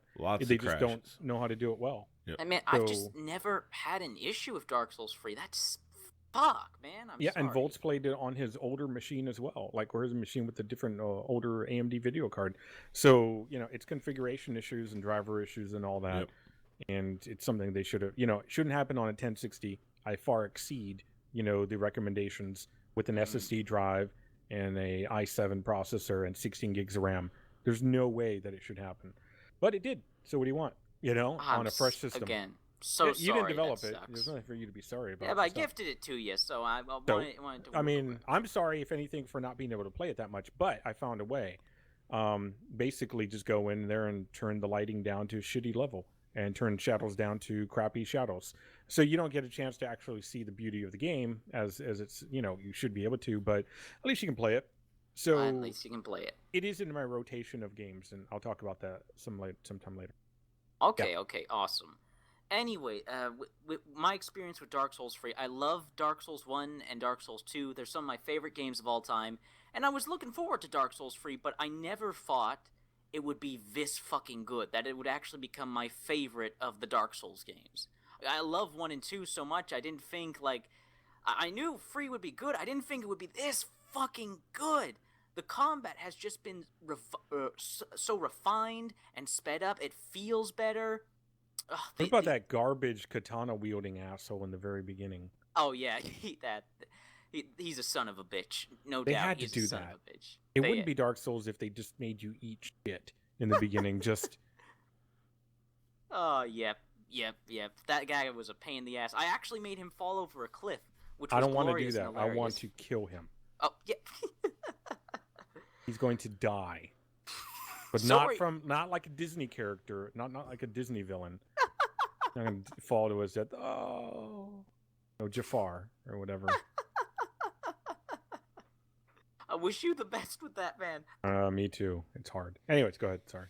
No problem, man. But yeah, oh man, the beautiful visuals, the locations you visit, the enemies you encounter, the subtle story beats that I usually don't pick up the story beats in Dark Souls games. I usually just play the games and like adventure and kill the enemies, but this one I was actually like following the lore and getting what was going on, and I was putting pieces together. It was like, wait, that connects with what I saw earlier. Oh my god, that makes sense. Like it just felt good. This Dark Souls felt so much better than previous games, and I really liked the previous games. And the boss battles, fuck. The boss battles. They're so good. They're homages to previous Dark Souls bosses, but they're not simply homages. They're greatly designed and refined and polished and just epic. The music, the animation, fuck. Dark Souls 3, man. I'm genuinely surprised. Like, fucking love that game. Love it so goddamn I've seen much. A lot of Bloodborne, and to me, when I played the game, there seemed to be a lot of influence from Bloodborne in there. Oh yeah, definitely, absolutely. It's actually one of the darkest Dark Souls games. Bloodborne needs to come to PC. Yes, yes. I agree. I would love to play that game. Absolutely, fuck. Yes. I mean, I hate the game, but I'd like to see it come to PC. I mean, I'd love to play it. Yeah, because then we could do co-op. That would be great. I hope they had improved the matchmaking on that game, because it was like I bought that game the first day it came out, and the matchmaking was hideous. You ring that little bell to try to open it. Oh, it fucking didn't work. 90% of the time, it didn't work. Damn. That's one just more. That developer. That's From Software. From Software, yeah. Right, From Software. Who's the guy? Miyamoto, I think. Yeah. Is the Something lead developer? yeah. Oh, It's people Nintendo. like our game? Miyamoto's Nintendo. No, then I'm thinking it's No, that's Miyazaki. Miyazaki. God damn it! I knew it was Miyazaki. Okay, yeah, yeah. I just thought it was hilarious every time I think Dark Souls 3 came out. They were like, "We realized people like our game." Like, it took you 3 fucking times. They don't give a crap. No, they really don't. I think we talked about that. They just want to see numbers. They don't care. Well, yeah. geez. Westerners like our games? I don't care. Oh, round eye spin hard. Oh, Jesus. Wait, what? I didn't get that racist, but sure. Round eye spend hard-earned money on game. We brainwash. Oh, I'm sorry, go ahead. What the fuck? Yeah, I'm not with you on that one, man. Anyways, go ahead, GamerTron. Okay, one other game I'd like to mention that I like this year. Underrated game, Battleborn. A game you also played, Count. I gotta give Battleborn some props. Like, despite everything that happened to that game, Gearbox still supported it. They still added new content into it. They still did like balancing and patching and all that good stuff. Like, and I just really like Battleborn. I love its characters. I find that its characters very fun to play as. I love the single player campaign. I enjoy the combat, the abilities, the leveling up, the grind for new loot, new gear to upgrade your characters with. And the game's funny. I love the game's sense of humor. Yes, it's dumb. It's Saturday morning cartoon-esque, but I find it enjoyable. I just found Battleborn very enjoyable. It's still a game I come back to. And multiplayer boss. People keep saying the game's dead. Yeah, there's no one playing it. But you can still play the multiplayer. You can still level up and unlock stuff and playing with bots. And I just really like Battleborn. When I originally made my top 10 favorite games that came out in 2016 that I played, I actually played more new games than 10, But that I put Battleborn like the first runner-up honorable mention because I think it is an underrated game. There's a few things I don't like about it, but I love the single-player campaign. I mean, it's just funny. It's enjoyable. I don't like the fact you have to reset your character every chapter. You know what I mean? Oh yeah. That I didn't. Better than Titanfall. But yeah, I agree Better with you than though. Doom? Better than Dead Rising 4? No, who are you talking to? You Me? said first runner. Yeah. No, I said first runner-up after my top 10 list. Oh. It would be an honorable mention on my top. See words, Janzer. See how we miss words. Number 1. I'm sorry. I'm just fucking with you.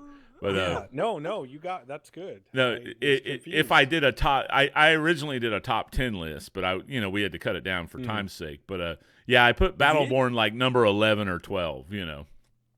It is a good game. It's not a bad game. It's just no. I don't really care about the multiplayer. It's up against Overwatch, so yeah. Yeah. Speaking of Overwatch, my game of the year. Oh, Overwatch is your game of the year. Okay. Call of Duty Infinite Warfare. Battlefield 1. Jokes.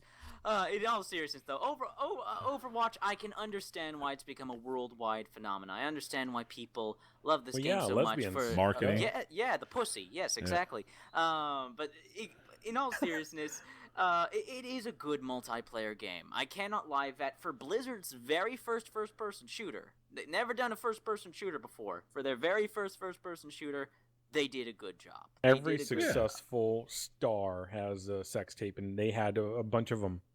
Yeah. So they're just following the American way. Yeah, there.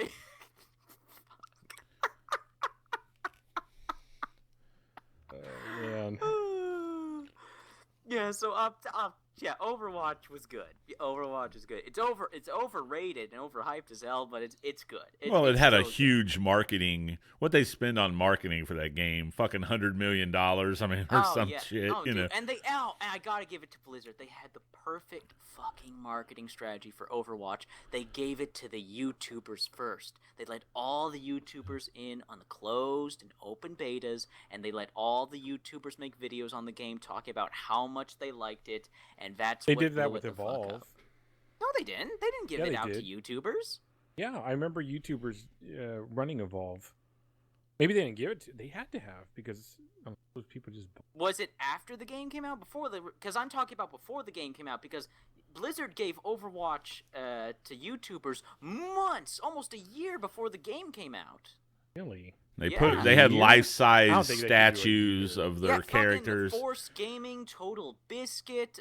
What's that? A Ghost year? Robo guy. I don't think it was a year, GamerTron. No, really, Yeah, I it think was. he's It was. full of shit Okay. on that. All right. No, I'm not. I'm not. I think maybe a month or two at most. No, this Okay. people Whatever have been version they had a year before throughout wouldn't have been 2015. near the same as the actual launch. There is a laundry list of 2015 Overwatch videos of YouTubers that got early access to the game. All right. I'm serious, Okay. guys. They've been slowly building up the hype. Probably the a couple of YouTubers. months. Yeah.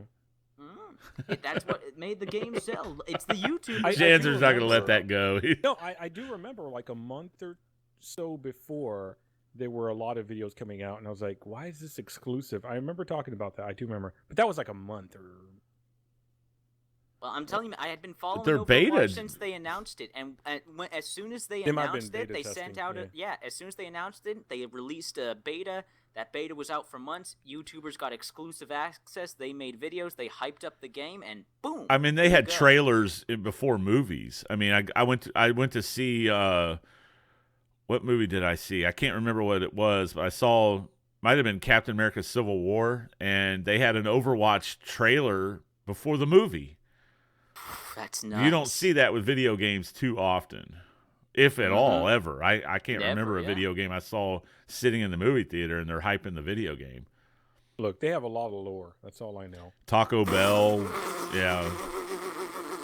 What they do? They just don't want to release it. Yeah, they had what a 12. It was like a dude. They had a 12 comic book limited series or something. Woo! It's all written out. They just are eking it out because now people are like, it's the hot thing. They want it, and so they're like, oh wait, we can't give it to them now because they want it. Beg for it. Then they had the perfect negative PR for Tracer's Butt, which actually just sold more games. Yeah. All it did was Overporn, the Overporn movie. I mean, they were hitting all the marks. I wonder how much they paid for that movie. Anyways, it's a phenomenal, just a marketing train. But it's like, here, give this to Bob. He's not connected with the company, right? I played the beta. I was just like, oh, this is okay. It's nothing. I had more fun with Battleborn actually, than I played the beta, and people didn't like how I played it. So they disliked. I remember that. You were standing on top of a. I did nothing different. Yeah. That I did the same thing I did in Space Hulk Deathwing. You were like camping in plain sight or something. Yeah. I did the same thing I did the same thing with every other fucking game, but because there's an irrational fanboyism tied to that game. Yep. For some reason, even early on, it was ridiculous. How dare you? That's not how you play it. Fuck you. Tell me how I play the game. A free beta. I'll do what I want with it. There you go. A dog's gonna pee on it right now. Oh. Okay. Now into some of my favorite games of the year. In fact, you guys already mentioned. I gotta mention Titanfall 2, and fuck. You don't need to. We know that's your game of the year, man. Come on, dog. Yeah, you know. We know this. I'll be quick. Well, I'll be quick. You named your dick BT. Yeah, we know. We already know. I was gonna say. Okay, BT. We know how you feel about that. You don't release have some pressure. Okay, Jesus Christ. I'll just be quick about the single player campaign because that's what really blew me away. I love the multiplayer, I really do, but that single player campaign, I suspected it would be good because it's Respawn. They made Call of Duty Modern Warfare 2, and those were pretty good single player campaigns. Say what you will about the multiplayer. But damn, Titanfall 2's campaign, man, it ticked all the boxes for me. Every level was memorable and well designed. You talked about this earlier, Janzer, the connection with your Titan BT. BT's an awesome character. He's just an awesome character. The boss battles. The boss battles were cool. I have to. Yes. Yeah. Yeah, with those individual Titan pilots who were all stylized and over the top. It was great. It was great. That part was really cool. That part was fun. The other part of the campaign I thought was just kind of. I mean, it was good, but like. Let's not overwatch it. You know what I mean? So yeah. I don't think there's any fear of that. Count. Have you seen the sales? Well, I mean, they're picking up. Yeah, I don't think the sales are. They removed my Oksana, my Russian voice for my Titan, and that's a problem. Ooh. The real problem. You're the true nitpicky Joe. I think you need. How am I gonna? It's true. It's true. How am I gonna? The voice get actor off in my changed without Oksana talking to me. I don't know what she's saying, but she sounds hot. I can't play that game. Frank West has a different voice actor, so yeah. Wow, fuck that. That's the main character. These are just Titans. I just want a different voice. That's all. Go ahead, Tron. Okay, anyway, sorry. No. Next game. Yeah, okay, next game.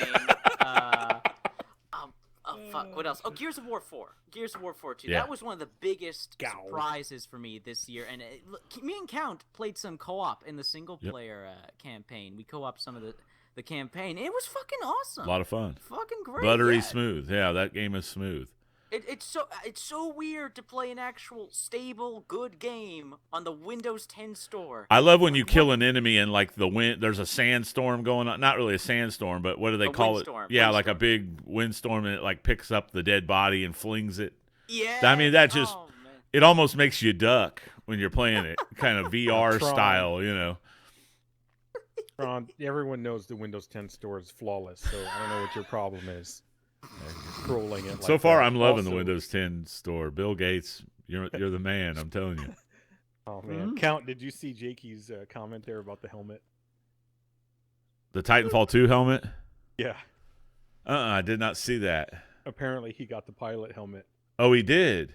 Yeah. Oh, you lucky dog. Nice. He tried playing the game with it on. Yeah. Good luck on that one. That's some dedication. Yeah. Good luck on that one. Beautiful. Oh man. Yeah. That helmet is badass. I was not a fan of the first Gears of War when I played the Ultimate Edition again for the Windows 10 store and had some issues with that. So I wasn't the big fan. Flawless execution. Everyone keeps hyping up and talking about how good the original Gears of War was, and when I play, it was like, okay, it's okay. Don't really see what the big deal is. Don't be Graham hating on Half-Life just because he played it like 20 years after the fact and was like, this sucks. What's so good about it? It's like, Graham, you got to play it when it came out way back then. Hater. So I was really surprised when I played Gears of War 4, and I really liked it. It really clicked with me. They refined a lot of the gameplay, a lot more polish. I found the characters and the story far more interesting and engaging. The set pieces in the campaign. Count, do you remember that boss battle with that giant freaking helicarrier dropship thing? No, yeah, I do. I'm just kidding. Yeah, that was cool. That was awesome. Gears of War, one of the biggest surprises for me. The big mechs and everything. Yeah, that was cool. Of the year. And of course, I gotta fucking mention it. Doom. Fucking Doom, man. Yeah. You don't have to mention it. We know you love Doom. We know you have a Doom tattoo. We know this. For 2 minutes. I'm just fucking with you. Yeah, Doom. Jeez, I had no idea first-person shooter could be that fun. Like, I thought before Doom, my favorite first-person shooter was Crysis, and I thought this is as good as a first-person shooter could get. I thought Crysis was the best. I thought, this is so cool. You get superpowers, bunch of cool guns. You can throw guys around. Oh, this is so cool. Then Doom comes along. I can chainsaw demons in half. I can beat them to death with their own arms. I can crush their heads in my hands. I can shoot a fucking BFG and watch blood and gore and explosions rain all over my screen. Like, Doom showed me what a first-person shooter fucking could be. Yep. It can be fun. It can be brutal. It can be over the top. It can just be fucking fun. It can just be a good time, and that's all I want when I play video games. That's why I play video games. I play for a good time, and Doom is the fucking best time. Also, it's one of the best supported games of the year. All the free content updates to the multiplayer, snap map, and campaign. Arcade mode fucking rules. And that's a game they could make a mint off of by selling that shit. You know what I mean? Oh. Mint. What do you mean, selling what shit? Selling the extra stuff. They could sell the extra stuff and make a shit ton of money. Oh yeah, they did need to make them exactly. I mean, they understand they're going to make the money with the initial announcement that they're not going to charge you later, and everyone's going to get the game. They're going to make all their money right off the bat. So Just so the fact that they did the free updates, anyways, again, fucking incredible, just incredible. And they finally added multiplayer bots. I've been playing more of the multiplayer without worry of getting my ass completely handed to me. And it's fun. And SnapMap, I'm sorry, Janzer, that you haven't been able to experience some of the best of SnapMap that I was able to play. You've tried to show me, and they've always been pretty garbage. I mean, they're just... Not always, man. It's not SnapMap's fault. It's just you have The creators. non-developers playing with stuff that they don't know what they're doing with. So it comes out like, that was a thing that I experienced and can't get back. You know. Yeah. Well, Move on to the next Trash Panda map. Well, I was able to play some really good maps. I've been able to play some recreations of levels from other games. I've been able to play Why not just play the other for... game? That's not the point. It's the point that someone went out of their way, made this effort, and built it in Doom and get to play. Which like, is the dumb point. How's that They dumb? should be making new stuff. Not like, hey, you remember that game that really did a good job being itself? Why don't you play a knockoff version of that here? Well, they're It's like throwing that one- in to appease the modders. You know what I mean? So Yeah. It's like that one clip that Phil showed us last night about Doom, the movie. Yes, yeah. I was about But ready that to had like say. the first person. It had Carl Urban. Like he's like, Yeah. oh no, I got my face. I don't know, but a mirror, and now I'm Doom Man. Da, da, da, da, da. And it's super slow, and Pajama Man jumps out. I'm like, this is fucking horrible. Well, some guy, after speeding it up, it looks perfectly fine. But some guy recreated that, and that's extremely loosely using the word recreated. In fact, it's not even the correct term to use for what he did in SnapMap, and it didn't even look like it. I was like, what the fuck is this? Just make your own map. You did a horrible job recreating the scene. It was like, the guy never pushed any button. What are you doing? Again, I'm sorry you haven't been able to see the best SnapMap has had to offer, but I got to play some of it, and it's great to know that I can always come back to Doom. I can go to SnapMap, and there's always something new waiting there for me. Then that's great. Freaking love Doom. It's like an when amazing... you go to the dumpster. There's always different stuff in there. It's crazy. No, it's like when you go to a fine restaurant. There's always something new on the menu. Now, fine restaurants tend to usually do the same thing over and over because they need to perfect it. Consistency. And occasionally they'll use something a little bit it's different. like a box of chocolates. You never know what It's you're like going to fucking dumpster. get. Just get it right. So Doom didn't have a season pass or anything like that, or It did have they? a season It pass, did. But it was, They did. but Okay. It was just Why? for multiplayer, but it was just for multiplayer. Yeah, that's kind of It's dumb. I agree, Not Janzer. really. How is It it just- dumb? Because it was like, what, skins that you got that was free? No, you got What'd you get? new playable demons. Yeah, You got new playable Yeah. demons. You got That's new worth weapons. the season pass. I agree with Janzer that, like I said, It's too that little, man. they weren't tell you how betting. much it costs They right weren't betting on people buying that. They weren't really. You know what I mean? That's just kind of. I Too think little. they were. They marketed the multiplayer pretty heavy. Anyways, yeah, I fucking love Doom. It's a great package. It's a great Don't game. talk bad about it. God $40 count. I don't think a lot of people bought the. I don't think a lot of people bought the season pass because it's really not needed. I mean, On the multiplayer alone. yeah, that's. New multiplayer. If they're doing maps, free weapons, updates, then it's equipment, kind of weird to have a demons, season pass. I just Custom armor sets, hack modules, taunts, and more. Mm. Wait. This is not the time when you say "and more." This is the time where you tell me what that is. 'Cause this is the perfect Yeah. page. You Yeah, tell me what was the original? fuck? Don't say and more when you And haven't more. really No, given me what much. am I buying for $40? Right, Yeah. exactly. You haven't spilled out the $40 yet. Don't say and more. Yeah. Anyway, Anyway, they say Mass Effect Andromeda is not going to have a season pass. Oh, sweet. Good. Yep. I'm tired of God, season no. passes. I Okay, agree. and- Season pass. And the last game, one of my favorite games of the year, of course, to kind of like round this all off, it's been on all our lists, The Division. The Division is Yay. a game I didn't even know I fucking needed or wanted in my life. The kind of game where I can just come back to it every day, every week, and there's always something to do. There's always something to strive for. There's always a goal. There's always some form of gameplay with a reward at the end of it. Whether it's Underground, the daily replays of story content, incursions, the new survival, HVTs. Like, I really do love The Division. It's a great fucking game. It's a game I love being able to play it with you guys, with my friends. Yeah, you can play it That's a- casually. You can be hardcore about it, or you can play casual. You know, that's one of the great things about the game. Just the options the Division has on offer. And God damn, I gotta bring this up. New York City is one of my favorite places in the world. I constantly go there for vacation at least once every year. You're fucking kidding me, right? No. Okay. But why would I go to New York City? It's awesome. Okay. Yeah. I've been to New York so many times. I love the city, and this is one of the most faithful recreations of the city in video game form I've ever fucking seen. I walk down the streets of the Division, and I'm like, oh my god, I've walked down there in real life. This is so similar. This is really cool. Minus the corpses, snow, and destruction. Yeah. So the Division blew me out of the water. This year. It's a game I love playing with you guys. I love playing with the Be Free community. It's a game I'm going to be probably playing for years to come. Freaking love the Division. By years.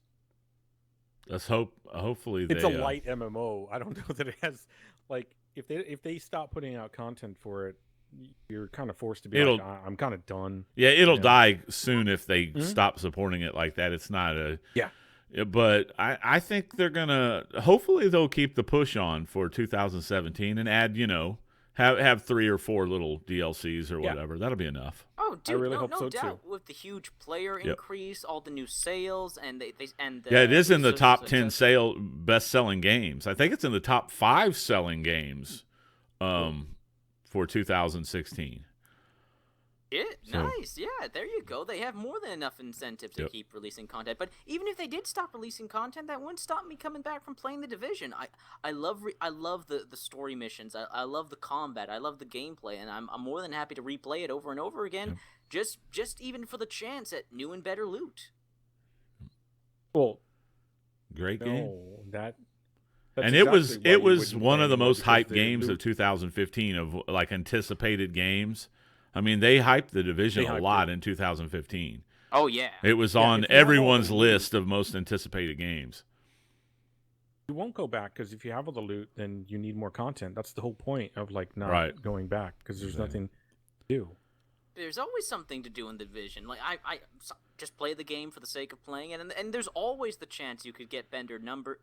Most people don't just go to the game to do for the exact same thing without any reward. Right. I'm not talking about what other people do. I'm talking about what I do. Right. But then you're going to play it by yourself. I'm just saying, it's not. That's definitely your opinion, not a logical one. I played the Division for myself for most of the year until you guys showed up. Well, it was also not really good. It's a game you can grind. You can, if you enjoy that daily grind, you can grind it, or you can play casual. But let's talk about our anticipated games. Oh, yes. For 2017. I'm curious what yours are. Because I actually made a list. I actually wrote a list down numbering them, but I have a list. Got one here too. Oh, okay. Let's let Janzer go first, or let's. No. Go ahead. Okay, let's let GamerTron go first. Oh, what? You were supposed to go first. Who, me? You just said you made a list. Yeah, I did make a list, but I didn't mean I was going first. No. With Phil Hartman, where they're like, I have a list. This list, we'll put this list in a very safe place. It's a stupid skit, man. Nobody would remember it. Really dumb skit. Okay, so let me talk about my I had a top 10 list, but I narrowed it down to my top 5 most anticipated games, but honorable mention game first. One is the upcoming VR game, which I don't have a VR headset yet, but it's the Star Trek Bridge Captains for VR. That's supposed to come out halfway through the year. That game alone, I mean, I'm going to look at it first, but that might sell me on, especially if they make improvements in the PlayStation. The hell are you doing, Janzer? They're still talking about volume levels, and I'm like, I are they? Turn my mic any louder. And plus, at this point, we've gotten this far, so we'll just keep going. I see people saying For Honor. We're already so deep in. Can't pull out now. Might as well go all the way. Ooh. All right. Jeez. Go ahead, Count. But anyway, the Star Trek VR game probably going to make me get a VR headset at some point. Sony's already acknowledged that they're going to try to make improvements on it, so I might end up getting a Vive. I don't know, but I may get an Oculus Rift if they support Microsoft. You know what I mean? If no they PlayStation VR. Well, yeah, it's going to be available on PlayStation VR, but I want to wait until they make improvements in the PlayStation VR. I know it's like the most comfortable VR headset, but anyway, the Star Trek games kind of got me excited about VR a little bit. Kind of like the Star Wars, the little Star Wars demo game that you were jizzing about on Twitter, It's fucking Janzer. amazing, man. Yeah, I know it is. It's No doubt. It's beautiful to look at, you know. And Which yeah, Star my Wars mic. game we talk about? Yeah, what'd you say? Rogue One. Rogue One. The VR. Rogue One edition for the VR, the little. You weren't here for the podcast when Yeah. I was like, "Oh my god, this is amazing!" And apparently, you also don't listen to the podcast, so good enough. I've been sick for 2 weeks. Hey, Stop. I try to. If I'm not on it, I I try to. know. Yeah, When you but start coughing, the yeah. ears fall off. I get it. No, it's okay. one game that's coming out this month that I'm gonna get, that I'm kind of hyped for is Conan Exiles. I'm gonna try yeah, that. you've been talking about that. I got a buddy of mine that's, he's excited about it too. So I think we're gonna get some multiplayer going in that. Days Gone. These are still my honorable mentions. Days Gone is when I first saw the demo of Days Gone, it looked, they're claiming it's like more open world than I really think it's going to be. So I'm going to have to wait and see about that because I think it might be more on kind of like Gears of War, a little bit on rails, just a little bit. Not true open world, but it's the vampire game. Or not the vampire, the zombie game. I'm getting ahead of myself. The zombie game that they demoed at E3. Okay, I think I remember. With Was the hordes demo of where a guy zombies was coming on a like roof? single file and they're really fast. And you're just Was like, the guy on a roof and then Yeah. he like kind of crawls or walks to the edge of like a thing and kind of gets back Yeah. into it and this and like the, Daisy. the zombies are like pouring out, and Yes. they're like fast runners too. They're not like World War slow, Z. like the typical, stereotypical slow, lurching Yeah. zombie. It reminded me of like World War Z zombies. Exactly. Yeah. So okay. I'm getting kind of hyped about it. When I first saw it, I was like, but I mean, the game looks good. So Cool. I'm kind of getting hyped about that. But my actual top 5 list, another honorable mention is that Vampire game. Have you seen Yeah, I that? think Vampire? GamerTron brought that up. Yeah, I think a you. while I back. did. I A brought long that time up. ago. Yeah, a long time ago. I'll wait and talk about that. But that game's looking pretty cool, so I'm kind of hyped about that. But like my list, South Park, Fractured Butthole. I can't wait for that game because it's the superhero team of the South Park, the South Park universe or whatever you want to call it. So, and my cat's up here. Yeah, you had to wait to the end to jump up here, didn't you? Definitely South Park. I know they keep delaying it. I'm hoping the game's coming out in 2017, but they keep pushing it back. It was already supposed to be out, actually. We've got an animal show here. You've got a dog. I've got a cat. Mine keeps standing up because he wants me to You're take on him my for a walk. list, Millie. Oh, wants me this to is take so her for a cute. walk, It's an so- animal show. Yeah. Oh True. man. Resident Evil 7. Ooh. Another game that I'm going to have to play that in VR, man. I played the demo of that like a couple weeks ago that they had. They had that little Yeah, it's for free. Oh my- on yeah, Steam right now yeah. still. amazing, man. That game is really going to be that game is really going to be cool for the horror, the horror lovers out there. So that's a game I'm definitely going to want to pick up a VR for. So I might even wait to get that game until I have like a VR headset. The new Spider-Man game, which I'm having doubts it's going to come out in 2017. The one by Insomniac, I think, is the developer. Yes. Yeah. I think it's going to be. I know they've hinted at Green Goblin and the Sinister Six in the game as the villains. So that game looks amazing. So far of what I've seen. So I know they're going to try to turn it into like what the Batman games, the Arkham games. So hopefully Gonna have a hard time doing that. As Yeah. PS4 exclusive. yeah, that's true. But I'm hoping that game lives up to the hype. Another one is but my number one game is Horizon Zero Dawn. I'm looking forward to, and that's a lot another of people's game. PlayStation exclusive game.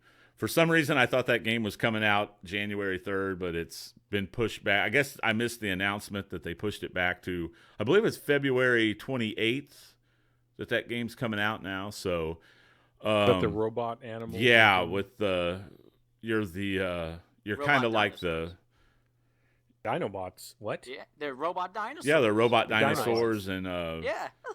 Yeah, you're playing that hunter hunter girl. Yeah, me Grimlock. But yeah, I can't wait for that game. I was really disappointed to find out that game wasn't coming out January 3rd. So yeah, but February now, right? And another one is Mass Effect Andromeda. I don't play Mass Effect, but that game just looks too good not to put it on the anticipated list. That game just looks amazing. So. And number one is Star Citizen, though. I'm just fucking with you. I was gonna say you were hyping it up, and then you played it, and you're like, next podcast I'm gonna have a Star Citizen rant. Okay, I've been following that game. I put some money back in the game. They made $141 million Kickstarter. Fuck. Where did it go? I'm gonna be streaming that game. I might even have some footage for next podcast of me streaming that game. There's so many people that are. How did I get on Star Citizen? I don't remember. But anyway, that'll be for next show. But yeah, my number one is Horizon Zero Dawn. Though that's my most anticipated game. That game just looks amazing. Yeah, the developer, I forget their name, but they worked on the Killzone Yeah. Games before this, so they're definitely a quality developer. Yeah. And now they're the fact that the game's been pushed back kind of has me worried a little bit, but I think so far everyone that's demoed the game said they couldn't get enough of it. So looking forward to it. I can't play the game, but it's definitely yeah, you can just get a PS4. Yeah, when hell freezes over. Get the fuck out of here. But yeah, that looks like a fun game to watch. It looks like it's going to have a fun gameplay, a fun sci-fi story. I'm definitely looking to see that game. That game may be the new Last of Us to me. That's a game I watch people play over and over again. I'm hoping Horizon Zero Dawn fills that role of the game I watch people play. Yes, Last of Us 2. Fuck yeah. Oh yeah, that is coming out, but I don't really care about that. I just probably going to be a great game. It's nothing. I didn't even play The Last of Us 1, so. What? Well, I haven't either. I mean, it's a console game. It's a console game, but I have a console. I never did get it. Yeah, he has a console. He has no excuse. I know. I probably why doesn't he have an excuse? A lot of because people. I said so. Wow. Okay. A lot of people are like, I can't believe you didn't play that game, but yeah, I didn't play that one game that the Order 1886 either that they hyped the fuck out of that really that's bombed. A great game. What are you talking about? Get the fuck out of here. I stand behind that game. That game's as good as what the hell's the name of that other game that I can't remember? Space Hulk Deathwing. It's pretty to look at, okay? That's about it. Yeah. Exactly. Yes. That's it. That is all. I want to hear what you guys are looking forward to. All right. What? Huh? GamerTron? Oh, me? What? Janzer's skipping. It's your turn, Janzer. I want to get to mine, but okay, fine. All right. I don't have a list because I'm not excited really for anything of 2017. Somebody asked me in stream. I think it's not being a rebel. I just don't care. What I have to care now? Hold on. Who are you, Count? That is the whole purpose of it. I have my own opinion. Okay, there's no games that you're looking forward to? I had to think very fucking hard about what I would be excited about. And I came up with two things, and it took a while for me to even remember the fuck they were. I had to look them up. One of them I talked about on the podcast a long time. These both I talked about on the podcast. They're still in development, so I don't even know if they're going to come out in 2017. Right. One's called Hellblade: Senua's Sacrifice. Mm-hmm. About like some kind of like Viking chick killing Viking dudes, but it's all about like mental disorder and stuff like that. Looks really interesting. I like the development. I remember that. I think it's Ninja Theory that does the development for it. Yes. So definitely, I'm still very interested in that game. Is that the one that had like the real bizarre art style? I think the background, because it's like based on like Viking mythology. Yes. It's based on but it's also based on like not bizarre, but kind of everything in the background is kind of falling apart and like hellish in a way. Right. But that's because it's supposed to be dealing with like, okay, things are fucked up in this person's brain, in their mind. So they're dealing with depression, dealing with like anger, all this stuff, So that's why things look really fucked up. Yeah. But that looks interesting, and I like what the developers are showing. So definitely something to go look at. Their behind the scenes stuff is pretty good. The other one was called The Surge, and it's basically kind of like a Dark Souls-ish game, but with technology. So one of the key things about that was you go around as this dude, and you can kill enemies that are robots or robotic like, and take parts of them to upgrade yourself. The premise is that you're working at some factory or something like that. Some incident occurs, and then next thing you know, you wake up and things are. It's all is that shit's not right. Explosions occurred, and you're just trying to figure out what's going on. So, yeah, that's the most I know about that right now, because it's still in development. It's supposed to be initial 2017 release, but we'll see. It just looks really nice. Once again, I'm attracted to things that look visually nice, and both of those games look visually nice. So we'll see how they actually come up. I saw the gameplay for the Surge during E3. Didn't look amazing at all. Looked very tedious. But, hey, who knows? I like the idea of pulling apart parts of your enemy to upgrade yourself. And I know every boss has like a little trick. This one weird trick. Bosses hate it. So that's for sure. But it didn't look groundbreaking or amazing in the regards to the gameplay. But it definitely looked pretty. So, yeah. Those are the two games that I could really come up with. Otherwise, I'm really not. Oh my God! No, I don't really get that way. It's just something has to. Well, you don't have to. I'm not talking about you're going to jizz your pants or anything, well, but I mean, oh God, you're. Games. If we think about the podcast in 2016, there were two games that I was very excited about. One being the Technomancer, and the second one being Space Hulk Death Red. Right. So that shows everyone my track record. If that shows you, how does that apply to your idea of something that's good? People could look at both of those games and be like, oh, they weren't successes, they weren't blah blah blah. But for me, there were specific things about them that there was a check. I was like, oh, I like it because of this specific thing. So why don't I like the most amazing AAA ones all the time? Or why? I don't know. It's there's always certain little things that I like, and if I don't see that, it's at this point in gaming, it's like very specific things. It's like sex fetishes or something. It's like, well, this doesn't do it for me anymore. I need something else. Goats. You're a hard guy to market for, right? Exactly. Yeah. But, because I hate everybody. You too, Count. When you're being manipulated, nobody likes that. So I'm very cognizant of when that happens, and so I fight against it all the time.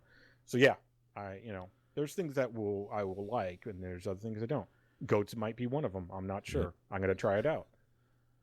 You don't you're not a South Park fan, right? You don't. Yeah, I like South Park. You like South Park? I just don't have cable TV. You wouldn't try to play that game. You wouldn't get the game. Yeah, dude. I'd love to actually play Stick of Truth and the Fractured Butthole. I was just It's hilarious. Oh God, that's such a fantastic name for a video game. The Fractured Butthole. No, they're fucking amazing. Those guys are. They're two of my favorite. Yeah, I admire those two guys. Yeah, exactly. Fuck yeah, man. Yep. They're doing what they want. Exactly. I love when people can do it's that not shit. even work. Well, it might be work for them now, but work. But I admire people that do something they do that's dear to their heart. That it's not. They're doing it because they probably still do that even if they weren't making all that money. You know what I mean? That's what So.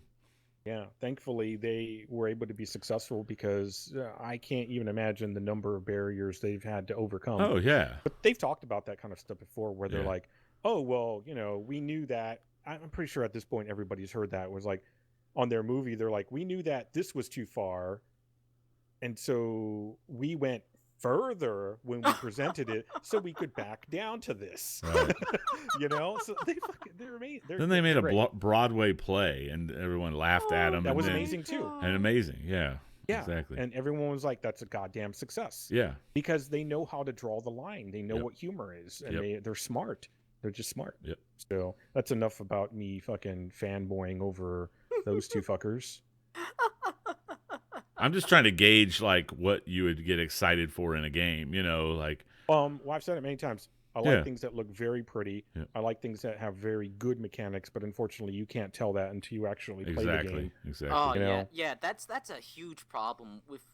I think with a lot of people. A lot of people make the assumption they see the gameplay like, oh, that's not for me. But then you play the game like, oh shit, this is for me. That was like that was me in the Division. When I saw all the stuff for the Division, I was like, eh. But then I played the beta, and I was like, God, this feels great. Right. I still actually hold the opinion that the Division is actually not very good to control. It's still janky-ish and floaty, and like your character doesn't always do what you expect it to do based on the inputs that you put in. And I hear it all the time from everyone too, so I know I'm not wrong. Because like, God damn it, why'd you stick to that wall? Or you're too stuck to that wall. Get off that wall. You know, whatever it is. There's some things there, but the gameplay itself, the tactical options that you have available to you, the AI not being totally fucking stupid, you know. Part of there's that enough is because you there that can't. drives me. Part of that is due to the fact you can't pan your camera back, though. I don't think you can. The camera you being can't. so tight on Exactly. the character is It- really Oh annoying wait, me. there is a way to adjust the camera, and that's adjusting your POV. You adjust your POV in the options menu. I might actually do that, and I never. Yeah, liked I doing that never- 'cause the fish light. Because I'd like to make my character a little bit smaller, just a little. I mean, Mhm. I like the third person over the shoulder stuff, but I want to make him just a little bit smaller where I can see more, you know, have more of a Dude. peripheral. count, especially after playing like 230 hours in ESO. Like I did the whatever it was in the Division, like 180. Went to play for in ESO for so long. Came back to the Division. I was like, God. Yeah, get I out know, of my he's face, right fucking there. Get Exactly. out of my goddamn. He's right Yeah. fucking there. Yeah. So nice to have that camera to pull out in ESO, especially when you're Yeah. looking for resources. You're looking around with the big Yep. aerial view. Yep. Yeah. Good stuff. No, it's good all stuff. about kinks for me now, Count. I hate to say that, but it's like very, very specific things. There Okay, you go. Maybe so- a shooter. There you go. Well, some of the, for example, here's a better thing to add. The list of games that I'm trying to commit to one a day, that I'm live streaming on YouTube now. I chose the platform YouTube. So between 1 and 2 hours every day, I'm going to be doing, like, Monday is FPS day. So Rainbow Six Siege, Doom Arcade, Hard Reset Redo, Shadow Warrior 2, Wolfenstein: The Old Blood, Space Hulk Deathwing, or Killing Floor 2. Yep. Those are the games that I'm looking forward to playing in 2017. Tuesday, MMO Day, The Division, Elder Scrolls Online. Pretty straightforward. So if you want to see crafting for an hour, perfect. Watch me in Elder Scrolls. Ding, ding. All right, perfect. Wednesday, Survival Day. Either 7 Days to Die, The Long Dark, which is really fun. Thanks for streaming that so I could take a look at that. I got hooked after the first stream. And even The Division, I love survival in The Division. I love it's it. hard not to, man. Jeez, that shit's It's actually intense. really easy to hate it because of how close you can get and just be drained when you don't make it. Thursday, Story Day, Life is Strange for now. Later on, it might be Mad Max or Dark Souls 3. Hard to say. Or it could be another game that I don't want to talk about because if I do, the fanboys will be, and then I won't be able to play it without any peace. Friday, Action Adventure Day, Volgar the Viking, Salt and Sanctuary. Friday might just be called Salty Tears Day because if you haven't seen Volgar the Viking, it's just hardcore punishing, no checkpoint stuff. Yeah, that's a. God damn. I've Oh, seen no gameplay from checkpoints. Volgar. Yeah. Jeez. It drives me Broforce. Is it to tears. Broforce type? Broforce is fun and silly. Volgar is like get wrecked by a bee. Right. It's so infuriating. Love playing it. So that Salt and Sanctuary is an outstanding game. Yeah, that's a And cool I looking only game. played it once, so I didn't recommend it for 2016 or whatever. But it is an plus I played it in 2017. Outstanding fucking game. Yep. The art style, the in-depth gameplay. It's pretty much a Dark Souls side scroller. I hate saying that it's another game, but even they reference so much from Dark Souls. It's hard not to say that. I don't think that they're like ashamed of it. So, and then on that list is also Mad Max and Dark Souls 3. Both of those could transfer over to Story Day, if I wanted to, so because they do a lot of things. Out of curiosity, why Dark Souls story? Because Dark Souls 3 has a long story, like a long history story-wise. It's True, technically true. a story game. True. It's an action-adventure story game. It really is. It's also a looting game. You know. Yes. So it really can fit into a lot of categories. You know. So that's why it was hard for me to put on action adventure, but it does fit there for now. Same thing with Mad Max. It's a scavenging game. It's a crafting a little bit. I think because you have to fix up your car and shit like that. It's definitely an adventure. It's definitely story. You know, it's a lot of things, Mad Max. So it was hard to place them. I figure I could float them whenever I feel like I don't want to play something else on a specific day. So those are the games I'm looking forward to playing in 2017. There you go. Awesome, man. Fucking A. We'll be watching those live streams. We'll definitely be watching those. But yes, it will be I there will. in case you want to.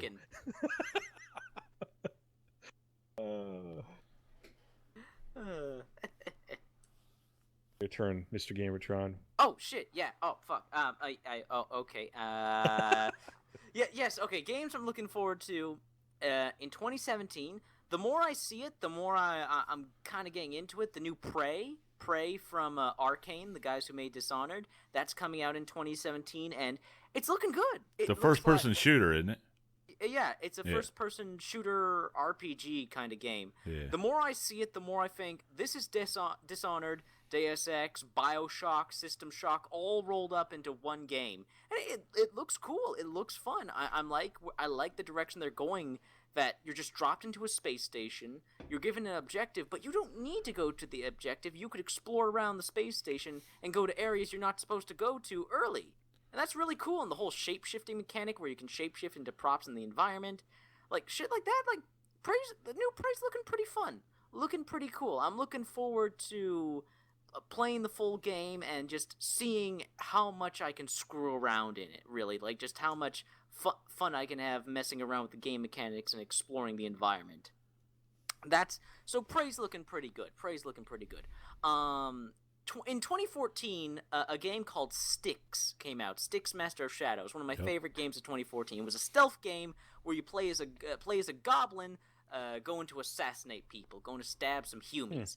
So it's getting a sequel this year, coming out very soon, March. Yes, March. It's called Styx Shards of Darkness, and I'm very excited. That Styx got a sequel. I really enjoyed the character.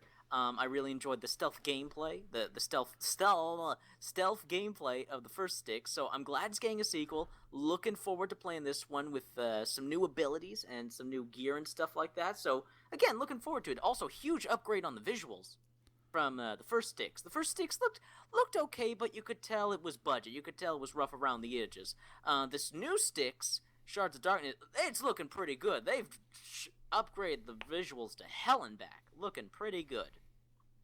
And what's in there? Oh yes, Scalebound. I'm so glad when they announced that Scalebound is coming to the PC and it's not an Xbox exclusive. Hell yes, you guys know I love dragons. I love dragons so much. So, new dragon game. Hell yes, new dragon game. So looking forward to Scalebound. Don't have too much information, like it's being made by Platinum. Got some pretty sick combat, huge boss battles. Don't know much about the story or how else the game's going to function.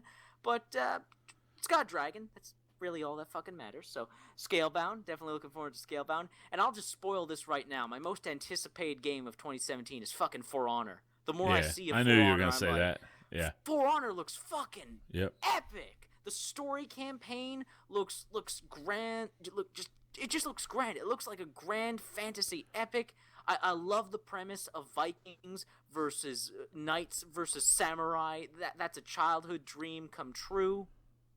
And it's got bots in the multiplayer, so that's an instant. That's Ubisoft Montreal as well, isn't it? Yeah, that is. Why aren't you over there, like, knocking on their door? I'm trying to, man. I'm trying to. No, you're not. Well, I don't have a driver's license yet, so there is no try. Don't walk. Walk to Montreal City, where I am.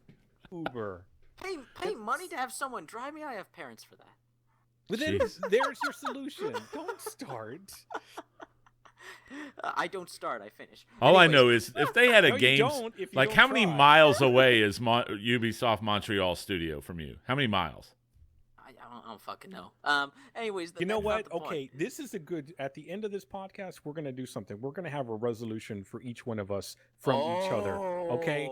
Because this is triggering me. Okay. GamerTron's triggering me with his. We're already 2 hours 9 minutes. So all right, let's finish up. Oh, how ironic! Janzer. How ironic. Yeah, go ahead. Anyways, For Honor. It's looking great. It looks like a great single-player game. It's looking like a great multiplayer game. I'm in love with the melee combat. Everything I've seen from the melee combat, it looks fun. It looks satisfying. Again, fucking For Honor. Really can't wait. It's coming out in February. It's a game I'm going to buy, but I'm not really hyped about it. It is a game I'm going to play, but I'm not, like, excited about it. You know what I mean? If I didn't buy it, I wouldn't care, but I am going to buy it. I'm going to give it a chance. Yep, no doubt. I'm going to pre-order it as soon as my next paycheck comes in. So yeah, For Honor, my most anticipated game of 2017. And it doesn't even have a dragon in it. That's how good the game's looking. It doesn't even need a dragon to get me excited. Maybe? Oh, that would be nice. Dragon on the front of a ship for a Viking? No, that'd be sweet. Dragon on a shield? Probably, most likely. Again, that'd be cool. B3 GamingCast has a new follower, Eolin08. Cool. Thanks for the follow. Yeah, awesome. Thank you. Man, thanks. Nice. I gotta say, GamerTron, not to shit on your list, but I feel nothing for all of the things you said. No problem. It's just. I might check out. It's just there right now. It's neither this or this. Yeah. It's just, yeah. I might check out that Prey game. That might be something I might end up getting just on a whim, but I'm not like hyped for it or anything. But understandable. But For Honor, I'm definitely getting. Like a lot of my friends at work, where I work, they're all hyped about For Honor. So yeah, I'll be good friends. I just don't know if I'm going to play it on console or PC. So I know Volts 109. Volts would really love that game. I'm sure. Oh yeah, he likes that. That's kind right of stuff, up his alley. I think. Yeah. Awesome. I can understand why none of the games like appeal to you, Jensen. Like The Surge and Hellblade, those appeal to me, and those are games I'm also following. But I can understand why these games just don't appeal to you. Like Dix isn't your thing. I don't know if you're really Dix. I need to look into, and that's why I said I don't have a positive or negative on a lot of this. I'm just like, what about Neo? That is coming out. What's Neo? Neo. Yeah, they had the demo of that a couple months ago. I would be interested in playing, but that game's hard as game. fuck. That's why I'm interested in playing it. Yeah. The Japanese Dark Souls one. Okay. Yeah. Well, to be fair, the white dude who's now a samurai. Yeah. For whatever reason. That's in a lot of people's top 10 anticipated games. It's something I might pick up, but I'm not like hyped about it. You know what I mean? Yeah. Okay, so is this the part where we do the resolutions for one? Yeah, that's. Sorry, I was reading chat with Volt saying, "My alley? What alley do you mean?" Oh, your butt. You know what we're talking about. Thank you, GamerTron. I was gonna say that your butthole. Fine. No, it's not spelled neat. Yeah, it's spelled N-I. Graham's got it right. Yeah. Yeah, he does. Yeah. Yeah, let's I always think of the the Matrix. When they say Neo, I think of the Matrix. Of course. Oh, of course. You are the one. I hate that movie. But... Whoa. Now you're just saying that to trigger me. Whoa. You know Matrix 2 was your favorite movie of all fucking time. hate Matrix 2 and 3. What? But it had They were like, it's the Star Wars for the next generation. Get the fuck out of here. Bullshit. No, that movie was garbage. That movie was not the Star Wars. That's what they said. Oh. Who's they? Hey, Who is they? Guys, was it Lana or Lily? But this podcast. I mean, it was better. It was better than the fucking George Lucas prequels. But I mean, I missed maybe you he guys needs to turn into a female too. Maybe he needs to be Georgina. You guys, Georgina. love you guys. Oh man. I still don't have the handle on this resolutions thing. Are we talking about our resolutions, or I'm just saying, I have to make a resolution for somebody else? Yeah, for somebody. Well, yeah, you can make it for yourself if you want. I'm just, I'm not gonna make any for myself. My resolution is I don't follow resolution. Well, my main resolution is not to give a fuck about my job this year. How's that? Oh, I'm still gonna work a lot, but when I get there, it's bare minimum, buddy. Oh man, that's not a good sign. Well, I'm just saying the more you do, the more they don't care. You know what I mean? So I do know. Yeah, sucks, man. I'm sorry about that. No, it's cool. I mean, all I care about is my paycheck. I give a fuck about them, but I know that. So I can buy, and my another resolution is I'm going to buy a shit ton of games this year.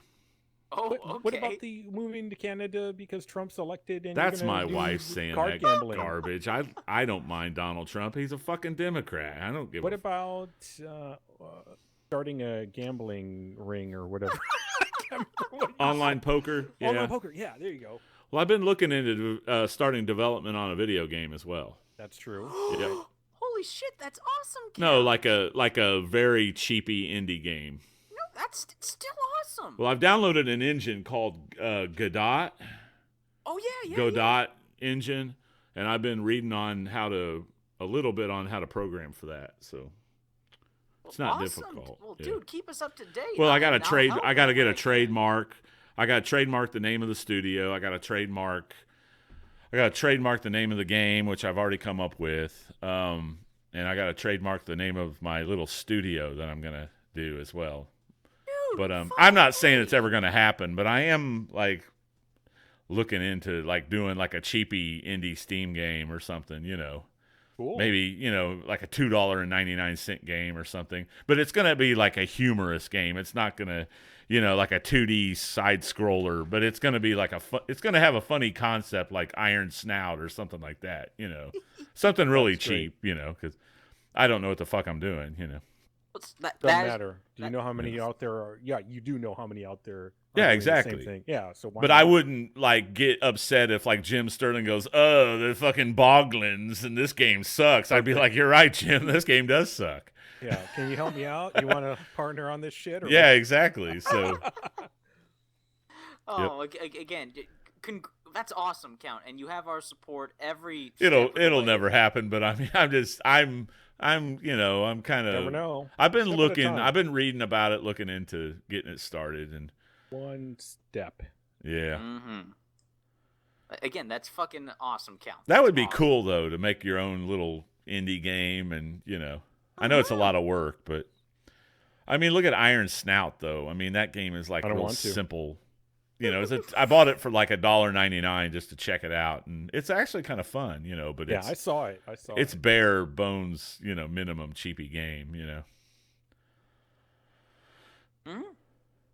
What were we talking about? Resolutions? Yeah, I'm sorry. Resolution. Those are my That's resolutions. resolution for Yeah. GamerTron. I'm gonna buy a shit ton of Oh. games this year. How's that? Okay. All right. Awesome, man. And get a VR. Get a VR and an Xbox. Ooh. Yeah. All right. Nice. Now I need a resolution for who? I don't know, man. GamerTron? Oh. I gave up I on don't trying to get sure. that son of a gun on Twitter, On man. Twitter? I All gave right. up on that. I mean, he's So just that's not gonna Yeah. happen. it- for it- I can't 2017?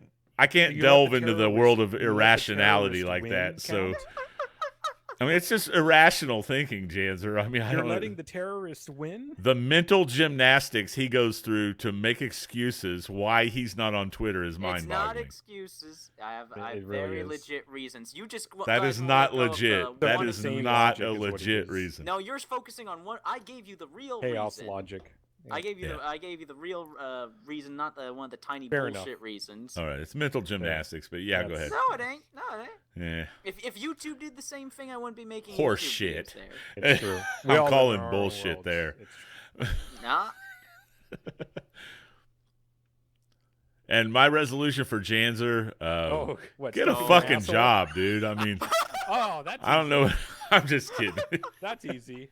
I'm joking with you, dude. I don't have any Yeah. resolution for Janzer. I don't know. Cut your hair. How's that? All right, let's. That is Holy going to happen shit. at some time pretty soon. I'm Yeah. just kidding, dude. Well, Okay.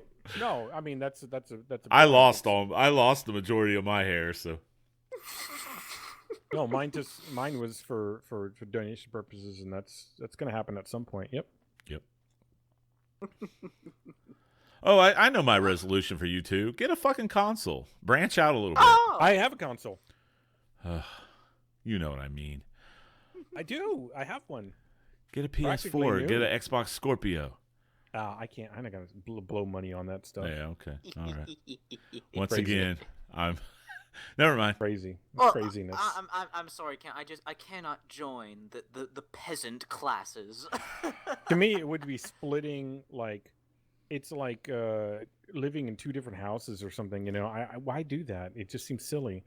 You Just can make everything's that on the real. PC. You can turn that into a duplex with an HDMI switcher really quick. You can turn your 2 different houses into What about capturing on the console? Then you have to buy a thing for that. Not to mention the console costs what, $300, right? You can And then capture you have to those pay for things. online services You can to get go a to multi- you can Online get services. one of those Avermedia portable things that captures it beautifully An Elgato or whatever. for yeah. $40-$50 on eBay now. Like $100. Come on, let's be reasonable. No, here. We gotta have good I quality. sold mine for $50. It was almost brand new. Sold mine for Yeah, $50. but you sold it, so that means it's not good enough, right? Well, I bought the upgraded Avermedia Extreme. Exactly. Yeah, Yeah. I got that for like $114. My resolution is I'm gonna make me a green screen. That Ooh. beautiful, nice. My resolution for Awesome. GamerTron is he needs to stop Webcam. making excuses about stuff and go and do things. When we say go and check out these game studios, Thank we want you. full reports.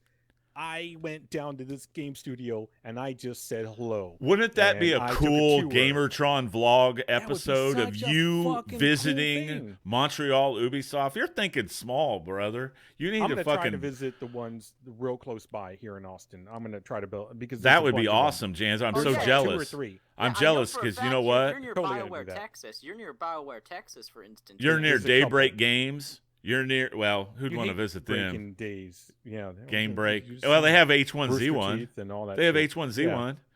Yeah, you So can go I go will- throw like a water balloon at they'll Meps be, or what's something. this old guy showing up here for? Are you here to fix our toilet? I'm so Oh, jealous yes. because I live in Indiana. Nobody makes games around here. I have nothing. There you If go. I lived within 30 miles of a game developer, Yeah. the No, I'll- closest I'll game do it. developer I live by is in Cleveland, and I'm thinking about going up, and it's about a 4-hour drive for me. I'm thinking about going up and checking it out. But I'm thinking about going over to Pennsylvania to see those guys from Ship of Heroes. Yeah. If I got an Awesome. invitation, I'd drive to Pennsylvania. I've drive to Pennsylvania all the time. I used to. If it was Awesome, nearby dude. Pittsburgh or something, Yeah, you could know. go there and get an interview.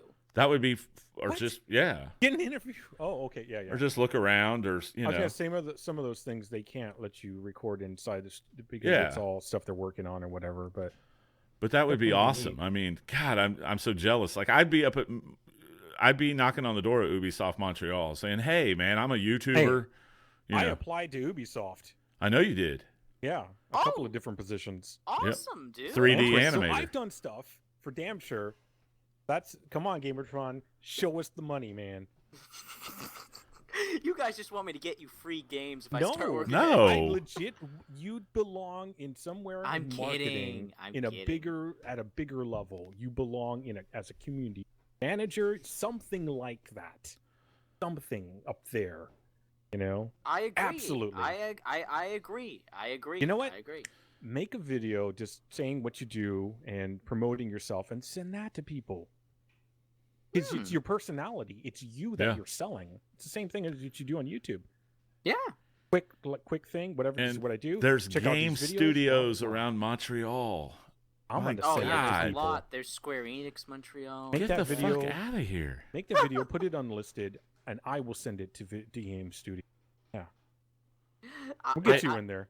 And another thing is, we need to get you a webcam, GamerTron. I'll send you that. I'll Count's send gonna you the send it to you. webcam. I'll send it to you. It's going to cost you $50. No, to it's send a not. webcam. It You're will- right, it's not. It I know. will. Why? Yeah, it'll cost Count money for shipping. Absolutely. Yeah, it's not gonna. Not not- very much. Nah. It's under like, I think the minimum is like 10 or 20 pounds or something. As long as it's under that, it's almost nothing. It's way under 10 pounds. Yeah, It's not almost 2 nothing. pounds.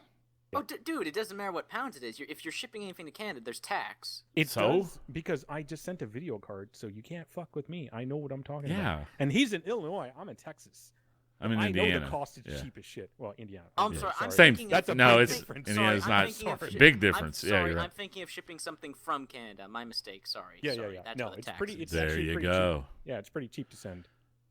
Apparently, they want bombs to be. Wait, what? No, I will. I'm serious. Yeah, it shouldn't be that bad. Like $10-15 at most to ship it. Okay, I'm going to do a poll in the chat. And this poll is final. Okay, everyone in the chat that Oh, thinks God. GamerTron should accept the webcam, Oh fuck. just say webcam. Type webcam. If we get 5 webcams, if we get 5 webcams in the chat, it's a done deal. What the fuck is that? Not yes, Graham. Oh, man, we need to wrap this webcam. up. There's 2. There's 3. Okay. Graham yes, doesn't. there's the Graham webcam. doesn't We all count know twice. What they're going to say. Count. We all Webcam. know what There's 4. All we need is one more. We need one more webcam. 5 volts. No, volts already said. Janzer, Rackshaw. Rackshaw did it. Thank you. To be fair, I said Chatterbait. You didn't. I know. I saw it. There you go. Thug hater. Webcam. Even a guy you don't even know said webcam. Even if you take me out of that, that's at least 6 people. GamerTron show. Oh, get the fuck out. Okay. It's a done deal. Man. Okay. Sweet. There you go. You're gonna need my address. Yes. Though, sucker. Well, we're not going to do that over the air. Okay. Anyways, we need to start wrapping this up. We're all getting high. We're all getting high off long run time. Okay. Yes. My resolution for both of you is Great. Oh, What? no. No, I said What? great. Oh, great! I thought you said wait, like you're not ready for. You're not ready for this awesomeness ready. that's about to come your way. Awesomeness.